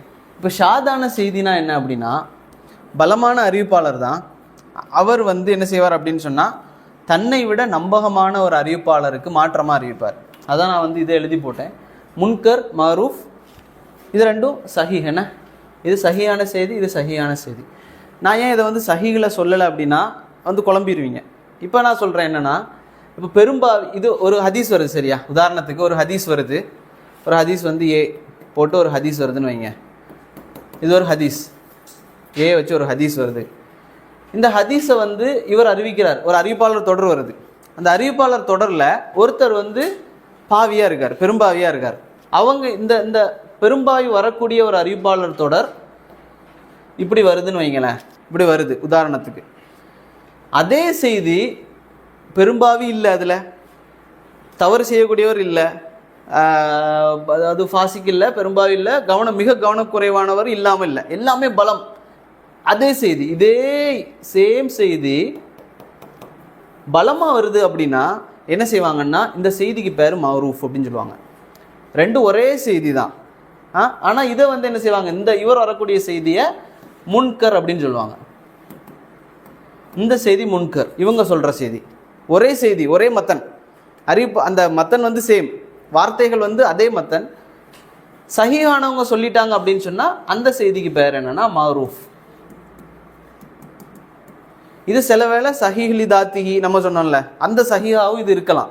ஆனால் இதை டிஃப்ரென்ஷியேட் பண்ணி காமிக்கிறதுக்காக ஒரே செய்தி ரெண்டு பேருமே அறிவிச்சிருக்கிறாங்க அப்படிங்கிறப்போ மௌரூஃப் அப்படிங்கிற தரத்தில் வரும். அப்போ இவங்க சொன்னதில் இது உண்மையான உண்மைதான், இவங்க சொன்னது உண்மைதான். இவங்க வந்து பெரும்பாவியாக இருந்தாலும் கவனக்குறைவராக இருந்தாலும் செய்தி சொன்னது உண்மைதான், ஆனால் அதை எடுக்க மாட்டாங்க, அதை முன்கர்னு கொண்டு போய் தள்ளி விட்டுருவாங்க. ஏன்னா பலமான ஒரு செய்தி நமக்கு கிடச்சிருச்சு மௌரூஃப். ஷாதுனா என்னன்னா, நான் சொன்னேன்ல, பலமான அறிவிப்பாளர் அவரை விட பலமான ஒரு அறிவிப்பாளருக்கு முரண் இல்லாமல் அறிவிக்கணும் அப்படிங்கிற அந்த 5 நிபந்தனைகள், சஹீஹாக வரக்கூடிய 5 நிபந்தனை. 4வது நிபந்தனை என்னன்னா, பலமானவர் தன்னை விட பலமானவருக்கு முரணாக அறிவிக்காமல் இருக்கணும். அப்படி அறிவிச்சார்னா அந்த செய்தி ஷாத். உதாரணத்துக்கு சேம் இதே போல் ஒரு போட்டு ஒரு ஹதீஸ் வருது. இந்த ஹதீஸ் வந்து பலமானதான், தனிச்சு நின்னா பலம். ஆனால் இவரை விட பலகீனமான இவங்க வந்து இப்போது ஒருத்தர் ஏபிசி 3 பேர் வராங்க, இல்லை ஏபிசி, சரிங்களா? இவங்க அறிவிப்பாளர், சரியா? ஏபிசிங்கிறது அறிவிப்பாளர். இவர் பலமானவர், பிரச்சனை இல்லை. இவர் கொஞ்சம் இவங்கள்ட்ட பலம். இவங்க 3 பேருமே பலம், பிரச்சனையே கிடையாது, சரிங்களா? இவங்க 3 பேருமே பலம், இவங்க வந்து கொஞ்சம் பலகீனமானவங்க. இந்த செய்தியில் வந்து ஏதாவது ஒரு சின்ன ஒரு வித்தியாசம் வருது, அதே மத்தன் தான், சேம் மத்தன், கொஞ்சம் வித்தியாசம் வருது அப்படின்னா இந்த செய்தி எதில் போயிடும்னா ஷாதில் போயிடும், சரிங்களா? ஷாதில் போயிடும். சரியாக அறிவிக்கக்கூடிய செய்தி மஃபூல் ஆகும். புரிஞ்சில்ல? பலமானவர் தன்னை விட பலமானவருக்கு மாற்றமாக ஒன்று அறிவித்தார் அப்படின்னு சொன்னால் அது ஷாதான செய்தி, தட்டி விட்டுருவாங்க. சரியாக அறிவிக்கப்பட்ட செய்தி தான் மஃபூத், சரிங்களா? இவ்வளோதான். சரி, இது வந்து போதும்னு நினைக்கிறேன். என்ன சொல்கிறீங்க? இன்னும் வந்து பிரிவு இருக்குது, அது வந்து போக வேணாம் இன்ஷா அல்லாஹ். எவ்வளோ நேரம் இருக்குது? ஓகே, பாங்க சொல்ல 8 நிமிஷம். சரி, ஹைர். சரி, இதை உதாரணத்துக்கு மட்டும் சிலது சொல்கிறேன் இன்ஷா அல்லாஹ். சரி, இதில் சரி அது வேண்டாம், விட்டுருவோம். இப்போ ஹதீஸ் குதுசி கேள்விப்பட்டிருக்கீங்களா? ஹதீஸ் குதுசினா என்னது? கரெக்ட், மாஷா அல்லாஹ். ஹதீஸ் குதுசி அப்படின்னு சொன்னால் அல்லாஹ் சொன்னதாக நபி அவங்க சொல்கிறது. சரி, ரசூல் ஸல்லல்லாஹு அலைஹி வஸல்லம் இடத்துல யார் சொல்லுவா? அதை ஜிப்ரீல் அலைஹிஸ்ஸலாம், அடுதானே? மற்ற ஹதீஸ்லாம் யார் சொல்லுவா? ரசூல்லாட்ட ஜிப்ரீல் அலைஹிஸ்ஸலாம் தானே சொல்லுவாங்க. ஆனால் அந்த வார்த்தை எப்படி வரும்னா அல்லாஹ் எனக்கு சொன்னான் அப்படின்னு வரும். அப்போ இது என்ன? அல்லாஹ், ரசூல், அதுக்கு பிறகு சஹாபா, அதுக்கு பிறகு தாபி, அப்படி போயிட்டு இருக்கும், சரிங்களா? இதான் ஹதீஸ் குதுசி. இப்போ வந்து பலகீனத்தெல்லாம் விட்டுருங்க, சரிங்களா? அதை கலாஸ் மறந்துடுங்க. மர்ஃபூஆன செய்தினா என்னன்னா, அந்த செய்தியில் அல்லாஹ் சொன்னான்னு வராது. ரசூல் ஸல்லல்லாஹு அலைஹி வஸல்லம் அவர்கள், சஹாபா, தாபி, இப்படி போகும். இது வந்து என்ன அப்படின்னா மர்ஃபூஆன செய்தி, சரிங்களா?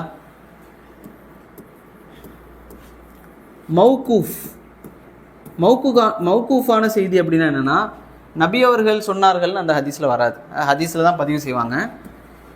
சஹாபா சொல்லுவாங்க, சஹாபாலேருந்து தாபி, தாபி, அப்படி போகும். இது மௌகூஃப், சரிங்களா? அப்போது ஹதீஸ் குதுசினா ரசூல்லா, அல்லாஹ் சொன்னார்கள் அப்படின்னு சொல்லி வரக்கூடிய செய்திகள். மர்ஃபூஆன செய்தினா இது ஹதீஸ் தான், சரிங்களா? இது வந்து மர்ஃபூன்னு ஏன் சொல்கிறேன்னா வகை, என்ன வகை அப்படிங்கிறது. அப்போ மௌகூஃப் அப்படின்னா சஹாபா சொல்லுவாங்க, தாபி சொல்லுவாங்க, தாபி சொல்லுவாங்க. சில நேரங்கள் நம்ம பார்ப்போம் சஹாபா, இது மௌகூஃபான செய்தியை வந்து ஆதாரமாக எடுப்பாங்க. ஏன் அப்படின்னா சஹாபா வந்து சும்மா சொல்ல மாட்டாங்கல்ல, ரசூல்லா இடத்துல வாழ்ந்து அவங்க ஒன்று சொல்கிறாங்கன்னா ரசூல்லா சொன்னதாக சொல்லாவிட்டாலும் அவங்க வந்து என்ன செஞ்சாங்க, பார்த்துருப்பாங்க, அதனால தான் அதை செய்கிறாங்க. அப்படிங்கிறப்போ இதை எடுப்பாங்க. மக்துவான செய்தினா தாபீன்கள்லேருந்து வரும். தாபி, தாபி, இப்படி வரும், ஹலாஸ், சரிங்களா?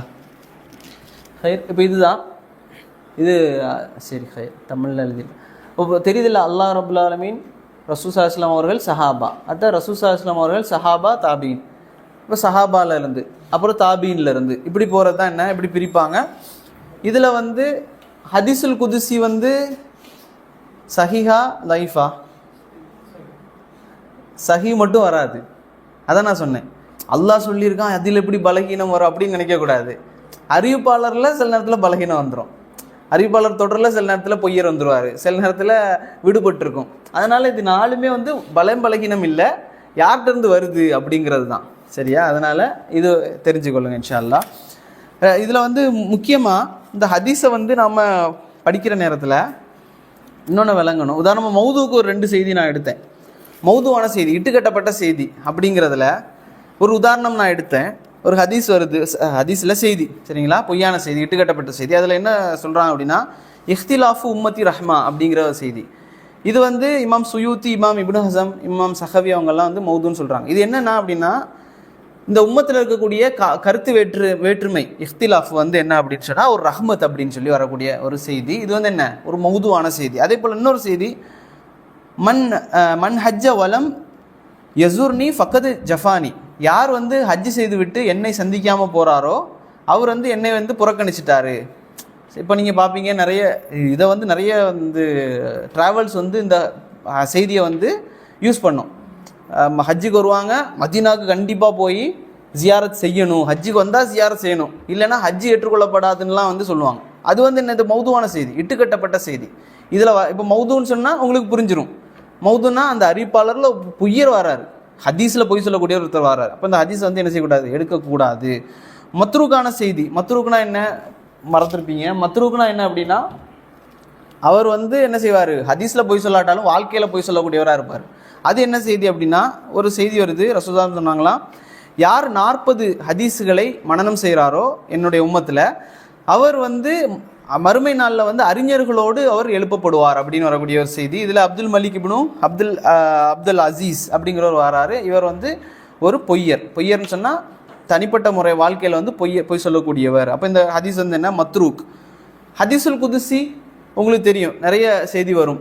அல்லாஹ் வந்து என் அடியான் என்னை எப்படி வந்து நினைக்கிறானோ நான் அப்படித்தான் நடந்து கொள்வேன். ரசூலுல்லாஹ் சொன்னாங்க, என்னோட அடியான் என்னை எப்படி நினைக்கிறானோ நான் அவனோடு அப்படித்தான் நடந்து கொள்வேன். அதில் தொடர்ச்சியாக வரும், அவன் என்னை நோக்கி ஓடி வந்தால் நான் அவனை நோக்கி ஓடி போகிறேன், 1 அடி எடுத்து வைத்தால் நான் 2 அடி எடுத்து வைக்கிறேன், இப்படின்னு சொல்லி வரக்கூடிய அந்த செய்தி வந்து ஹதீஸுல் குதுசியுடைய செய்தி.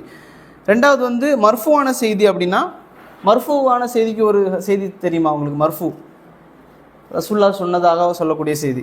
நாம் படிக்கிறது எல்லாமே மர்ஃபு தான். இப்போ இன்னமல் அமாலு பின்னியா, எண்ணங்களை செயல்கள் என்பது எண்ணங்களை பொறுத்தே அப்படிங்கிறது மர்ஃபு. மௌக்குஃபான செய்தி ஒன்று சொல்கிறேன். அபூ ஹுரைரா ரலியல்லாஹு சொன்னாங்க, யார் வந்து வெள்ளிக்கிழமை வந்து ரசூலுல்லாஹி ஸல்லல்லாஹு அலைஹி வஸல்லம் அவர்கள் மீது ஸலவாத் அதிகமாக சொல்லணும் அப்படின்னு சொல்லி அபூ ஹுரைரா ரலியல்லாஹு சொல்கிறாங்க. இது வந்து முஸன்னஃப் இப்னு அபி ஷைபால பதிவு செய்யப்படுது. ஆனால் இதுக்கு வந்து மௌக்குஃப் தான், சஹாபா தான் சொல்கிறாங்க.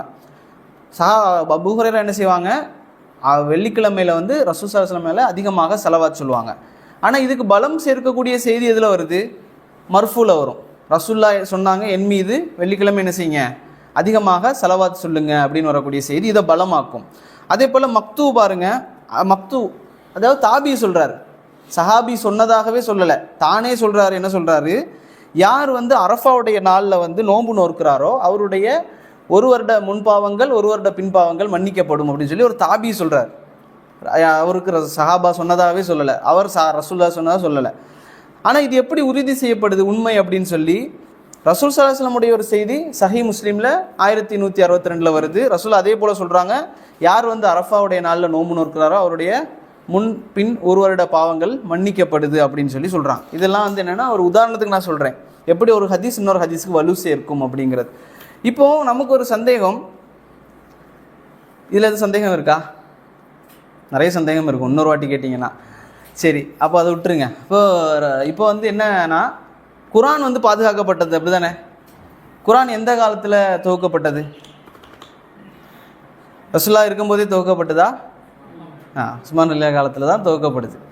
அப்போ சில பேர் வந்து என்ன செய்வாங்க அப்படின்னு சொன்னால், அந்த ஹதீஸ் வந்து பாதுகாக்கப்படலை, ஹதீஸ் வந்து குர்ஆன் மாதிரி பாதுகாக்கப்படலை, ஹதீஸ் வந்து 2வது தான் அப்படின்னு சொல்லி ஒரு வாதம் வைப்பாங்க. குர்ஆனை போல் பாதுகாக்கப்படலை, குர்ஆன் பாதுகாக்கப்பட்டது, ஹதீஸ் பாதுகாக்கப்படலை. ஏன், என்ன காரணம்? முதல் காரணம் சொல்லுவாங்க, குர்ஆன் துவக்கப்பட்டது போல் ஹதீஸ் துவக்கப்படலை. எப்போ துவக்கப்பட்டதுன்னு சொல்லுவாங்க, 200க்கு பின்னால், ஹிஜ்ரி 200க்கு பின்னால் தான் துவக்கப்பட்டதுன்னு சொல்லுவாங்க.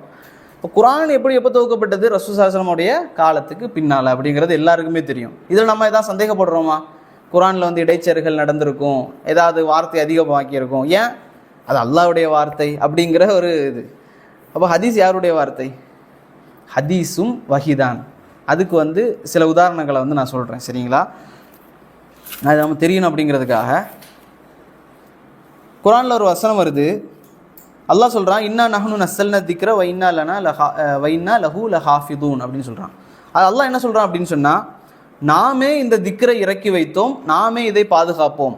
அந்த இடத்துல அல்லாஹ் என்ன சொல்லலை? இன்னா நஹ்னு நஸ்ஸல்னல் குர்ஆன்னு சொல்லலை, இன்னா நஹ்னு நஸ்ஸல்னா திக்ர, இந்த திக்ரை நாங்கள் இறக்கி வைத்தோம், அதை நாங்கள் பாதுகாப்போம் சொல்கிறோம். அப்போ திக்ர் என்பது குர்ஆன் மட்டுமா அப்படின்னா இல்லை. திக்ர் என்பது குர்ஆனும் தான் ஹதீஸும் தான். அது நான் பாதுகாக்க இப்போ இந்த கிளாஸ் எடுத்ததுக்கான காரணம் என்னென்னா, எப்படிலாம் அதை பாதுகாத்துருக்காங்க இமாம்கள் அப்படிங்கிறத நம்ம நினைப்போம். இமாம்கள் தானே பாதுகாத்தாங்க, சஹாபாக்கள் தானே பாதுகாத்தாங்க, அது எப்படி உறுதியானது? அப்போ குர்ஆனுக்கும் அதே சந்தேகம் வரணும்ல. குர்ஆனையும் தொகுத்தது யார்? சஹாபா. அப்போ அதில் நம்ம சந்தேகப்படுவோமா? சந்தேகப்பட மாட்டோம். ஏன்? அல்லாஹ் சொல்லியிருக்கிறான் பாதுகாப்போம்னு சொல்லியிருக்கான். அப்போ திக்ரை பாதுகாப்போம். திக்ர் என்பது குர்ஆனும் வஹிதான், ஹதீஸும் வஹிதான். ரெண்டாவது பாருங்கள், குர்ஆனில் ஒரு வசனம் வருது. இது முதல் சொன்னது 15ஆம் அத்தியாயத்தினுடைய 9வது வசனம். ரெண்டாவது வசனம் பாருங்கள், அல்லாஹ் ரப்புல் ஆலமீன் சொல்கிறான், ஒமா என்திக்கு அனில் ஹவா இன்ஹுவ இல்லா வஹ்யுன் யூஹா. 53வது அத்தியாயம் 3 to 4வது வசனம். அதில் அல்லாஹ் சொல்கிறான், நபி அவர்கள் அவர் சுயமாக பேசுவதில்லை, வஹியாக அவருக்கு அறிவிக்கப்பட்டதை தவிர அப்படின்னு. அப்போ ரசூல் ஸல்லல்லாஹு அலைஹி வஸல்லம் அவர்கள் எதை சொன்னாலுமே என்னதான், அவர் வந்து வஹியாக சொல்கிறது தான். அவர் வந்து சுயமாக தன்னுடைய இஷ்டத்துக்கு சொல்லக்கூடியது எதுவுமே கிடையாது அவருடைய வாழ்க்கையில் அப்படிங்கிறத ஒரு ஆதாரம். ரெண்டாவது 16ஆம் அத்தியாயத்தினுடைய 44வது வசனம் அல்லாஹ் சொல்கிறான், ஒ அன்சல்னா இலைக்க திக்ர லித்துபையின லின்னாஸி மா நுஸில இலைஹிம் வல அல்லக்கும் யத்தஃபக்கரூன். அல்லாஹ் சொல்கிறான், நபியே உமக்கு இறக்கப்பட்ட, அவன் அல்லாஹ் எப்படி சொல்கிறான் பாருங்க, உமக்கு நாம் திக்ரை இறக்கி வைத்தோம். வ அன்சல்னா இலைக்க திக்ர, உங்களுக்கு நாங்கள் திக்ரை இறக்கி வைத்தோம், மக்களுக்கு நீ விளங்கப்படுத்துவதற்காக ஒரு திக்ரை உங்களுக்கு இறக்கி வைத்தோம். அடுத்தது சொல்கிறான் அல்லாஹ், அவர்களுக்கு இறக்கப்பட்டதை அப்படின்னா என்னன்னா, ரெண்டென்ன சொல்கிறான் அல்லாஹ். வ அன்சல்னா இலைக்க திக்ர லித்துபையின லின்னாஸி மா நுஸில இலைஹிம், அவர்களுக்கு இறக்கப்பட்டதை விளங்கப்படுத்துவதற்காக உங்களுக்கு ஒரு திக்ரை இறக்கி வைத்தோம் சொல்கிறான். இது ரெண்டுலேயுமே நஸ்ஸல, இறக்கி வைத்தோம் அப்படின்னு சொல்கிறான். அவர்களுக்கு இறக்கப்பட்டது என்ன? மக்களுக்கு இறக்கப்பட்டது குர்ஆன். குர்ஆன் மக்களுக்கு இறக்கப்பட்டது. அதை தெளிவுபடுத்துவதற்காக அல்லாஹ் இன்னொரு திக்ரை இறக்கி வைக்கிறான், அதுதான் ஹதீஸ். அப்போ இதில் என்ன பார்த்தோம்? இன்னா நஹ்னு நஸ்ஸல்னா திக்ர, அல்லாஹ் என்ன செய்கிறான், நாம் இந்த திக்ரை இறக்கி வைத்தோம், அதை பாதுகாப்போம். ரெண்டையுமே யார் தான் இறக்கி வச்சா? குர்ஆனையும் ஹதீஸையும் அல்லாஹ் தான் என்ன செஞ்சான், இறக்கி வைத்தான் என்பதை நாங்கள் வந்து பார்க்குறோம். அதே போல் 4ஆம் அத்தியாயத்தினுடைய 113வது வசனம், நபிக்கு அல்லாஹ் குர்ஆனையும் அல்லாஹ் சொல்கிறான், நபியை பார்த்து, நாங்கள் உங்களுக்கு குர்ஆனையும் ஹிக்மத்தையும் உங்களுக்கு என்ன செஞ்சிட்டோம், இறக்கி வைத்திருக்கிறோம் அப்படின்னு. இமாம் ஷாஃபி ரஹிமஹுல்லாஹ் சொல்கிறாங்க, இதில் ஹிக்மத்துங்கிற ஒரு வார்த்தை வருது, அது என்னன்னு சொல்லி நான் வந்து பல அறிஞர்களிடத்துல கேட்டிருக்கேன் அப்படின்னு சொல்கிறாங்க. அவங்களுடைய தஃப்சீரில் சொல்கிறாங்க, இந்த குர்ஆனையும் திக்ரையும் ஹிக்மத்தையும் இறக்கி வைத்தோம் அல்லாஹ் சொல்கிறாங்க, அது ஹிக்மத்னா என்ன அப்படின்னு சொல்லி கேட்குறாங்க. இமாம் ஷாஃபி சொல்கிறாங்க, நான் வந்து எல்லா அறிஞர்கள்ட்டையும் கேட்டேன், எல்லாரும் சொன்னாங்க சுன்னான்னு சொன்னாங்க, ஹிக்மத் என்பது ஹதீஸ் என்பதாக அவர்கள் சொன்னார்கள் அப்படின்னு சொல்கிறாங்க. இதே போல் இன்னும் குர்ஆனில் வந்து நிறைய வசனங்கள் இருக்குது. 7ஆம் அத்தியாயத்தினுடைய 203வது வசனம், 6ஆம் அத்தியாயத்தினுடைய 106வது வசனம், 10வது அத்தியாயத்தினுடைய 15, 109வது வசனம். இது எல்லாமே வந்து என்ன சொல்லுது அப்படின்னு சொன்னால், இதுதான் இதே மீனிங்கில் வரக்கூடிய வசனங்கள்.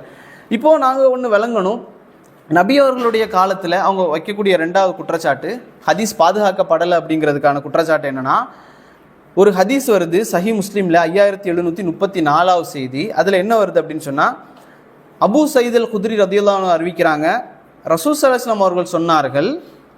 யார்கிட்ட சொல்கிறாங்க? அபூ சயீத் அல் குத்ரி ரதியல்லாஹு அன்ஹு இடத்துல, என்னை தொட்டு நான் சொல்லக்கூடிய செய்திகளை, அதாவது நான் வந்து ரசூலுல்லாஹ் சொல்கிறாங்க, என்னை தொட்டு நான் ஏதாவது சொல்கிறேன் அப்படின்னு சொன்னால் குர்ஆனை தவிர வேறு எதையும் எழுதாதீர்கள், ஹதீஸாக நீங்கள் எழுதி வச்சுருந்தா அதை அழித்து விடுங்கள்னு சொல்கிறாங்க. ரசூலுல்லாஹ் என்ன சொல்கிறாங்க? நான் சொல்லக்கூடியதில் குர்ஆனை தவிர வேறு எதையுமே எழுதாதீங்க, அப்படி எழுதியிருந்தீங்கன்னா அழிச்சிருங்கன்னு சொல்கிறாங்க ரசூலுல்லாஹ். அப்போ இதை வச்சுட்டு என்ன சொல்லுவாங்க அப்படின்னு சொன்னால், நபி அவருடைய காலத்தில் ஹதீஸ் என்ன செய்யப்படலை, எழுதப்படலை, குர்ஆன் மட்டும்தான் எழுதப்பட்டது, அதனால தான் அது பாதுகாக்கப்பட்டது அப்படின்னு சொல்கிறாங்க. ஆனால் நீங்கள் மற்ற செய்திகளை பாருங்கள். புகாரியில் 113வது செய்தி, அபூ ஹுரைரா ரலியல்லாஹு சொல்கிறாங்க, நபித்தோழர்களில் என்னை தவிர வேறு யாரும் அதிகமாக ஹதீஸுகளை அறிவித்ததில்லை. அபூ ஹுரைரா சொல்கிறாங்க, என்னை தவிர வேறு யாருமே ஹதீஸ் அதிகமாக அறிவித்ததில்லை, அப்துல்லா இப்னு அம்ர் ரதியல்லாஹு அன்ஹு அவர்களை தவிர. அவர்கள் எழுதி வைத்துக் கொள்வார்கள், நான் மனதில் வைத்துக் கொள்வேன் அப்படின்னு. அப்போ அப்துல்லா இப்னு அம்ர் இப்னு ஆஸ் என்ன செஞ்சிருக்காங்க, எழுதி வச்சதாக இந்த புகாரியினுடைய இந்த ஹதீஸ் சொல்லுது. ரெண்டாவது ஆதாரம் பாருங்க, அபூ ஹுரைரா சொல்றாங்க, ரசூல் ஸல்லல்லாஹு அலைஹி வஸல்லம் அவர்கள் கடைசி காலத்தில் ஹஜ்ஜத்துல் விதால இருக்கிறாங்க. அப்போ ரசூல் ஸல்லல்லாஹு அலைஹி வஸல்லம் அவர்கள் ஹஜ்ஜத்துல் விதால நிறைய போதனைகள் செய்கிறாங்க. ஹஜ்ஜத்துல் விதா நமக்கு புக்கெலாம் இருக்குல்ல. அப்போ அந்த இறுதி பேருரையில் நபி அவர்கள் பேசி கொண்டிருக்கூடிய நேரத்தில் யமன்ல இருந்து அபூஷா அப்படிங்கிற ஒருத்தர் வரார். இந்த அபூஷா வந்து கேட்குறாரு, யார் ரசூலுல்லாஹ் எனக்கு இந்த நீங்கள் சொன்ன இந்த உரையை வந்து எழுதித்தாங்கன்னு கேட்குறாங்க. அப்போது ரசூல் ஸல்லல்லாஹு அலைஹி வஸல்லம் சொன்னாங்க, உக்துபூலி அபிஷா, அபூஷாவுக்கு நீங்கள் எழுதி கொடுங்க அப்படின்னு சொல்கிறாங்க. அப்போ அந்த செய்திகள் என்ன சொல்லுது, எழுதி கொடுக்கப்பட்டது அப்படின்னு. அதே போல் சுனன் திருமிதியில் ஒரு செய்தி வருது, ஒரு அன்சாரி நபித்தோழர் வந்து ரசூல் ஸல்லல்லாஹு அலைஹி வஸல்லம் அவர்கள் உபதேசம் செய்யக்கூடிய நேரத்தில் கேட்காரு, அனுமதி கேட்குறாரு, நான் வந்து எழுதி கொள்ளலாமா அப்படின்னு சொல்லி. அப்போ ரசூல் ஸல்லல்லாஹு அலைஹி வஸல்லம் சொன்னாங்க, வலது கையை காமிச்சு இந்த வலது கையால் நீ உதவி தேடுக்கொள், அதாவது எழுதி வச்சுக்கோ, ஹதீஸ்களை எழுதி வச்சுக்கோன்னு சொல்கிறாங்க. இது 4வது செய்தி.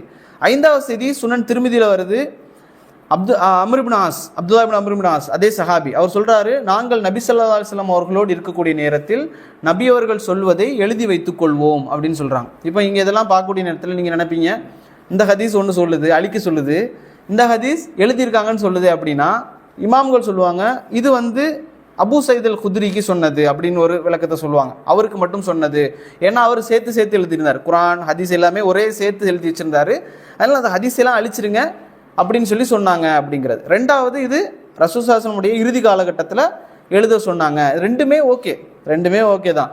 நபி அவர்களுடைய குரான் முழுமை பெற்ற பிறகு நபி அவங்க எழுத சொன்னாங்கன்னு புரிஞ்சுக்கிட்டாலும் கூட நபி அவர்களுடைய காலத்தில் எழுதப்பட்டதா அப்படின்னா எழுதப்பட்டது, அது உறுதி. இன்னும் என்னன்னா, அலி ரலியல்லாஹு அவர்களுக்கு ஒரு ஹதீஸ் கிதாப் இருந்துச்சு, அலி ரலியல்லாஹு அவர்கள் எழுதி வச்சிருந்தாங்க.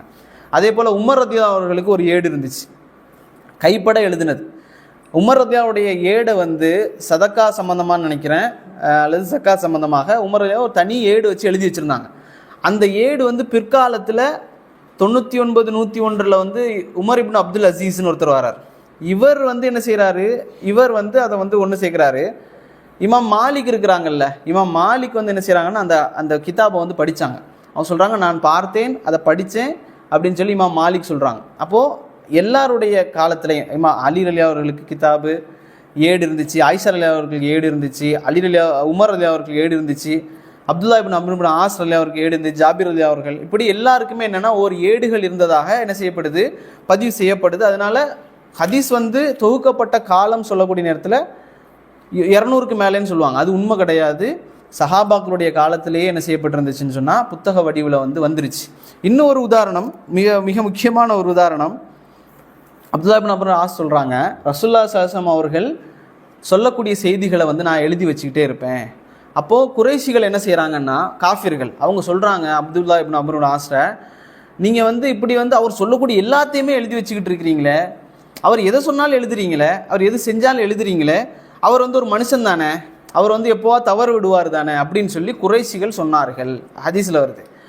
உடனே அதை வந்து அப்துல்லா இப்னு அம்ர் என்ன செய்கிறாங்கன்னா ரசூலுல்லாஹ்ட்ட போய் சொல்கிறாங்க, யார் ரசூலுல்லாஹ், குறைஷிகள் இப்படி சொல்கிறாங்க, நான் எழுதி வைக்கிறதெல்லாம் நான் என்ன செய்யன்னு கேட்குறாங்க. நபி அவங்க சொன்னாங்க, என் உயிர் யார் கைவசம் இருக்கிறதோ அவன் மீது சத்தியமாக என்னுடைய வாயிலிருந்து நான் சொல்லக்கூடிய எதுவுமே வந்து உண்மையை தவிர வேறு எதுவுமே நான் சொல்ல மாட்டேன்னு சொல்கிறாங்க ரசூலுல்லாஹ். அப்போ என்ன சொல்கிறாங்க, அனுமதி கொடுக்குறாங்க, நீங்கள் எழுதுங்கன்னு சொல்கிறாங்க.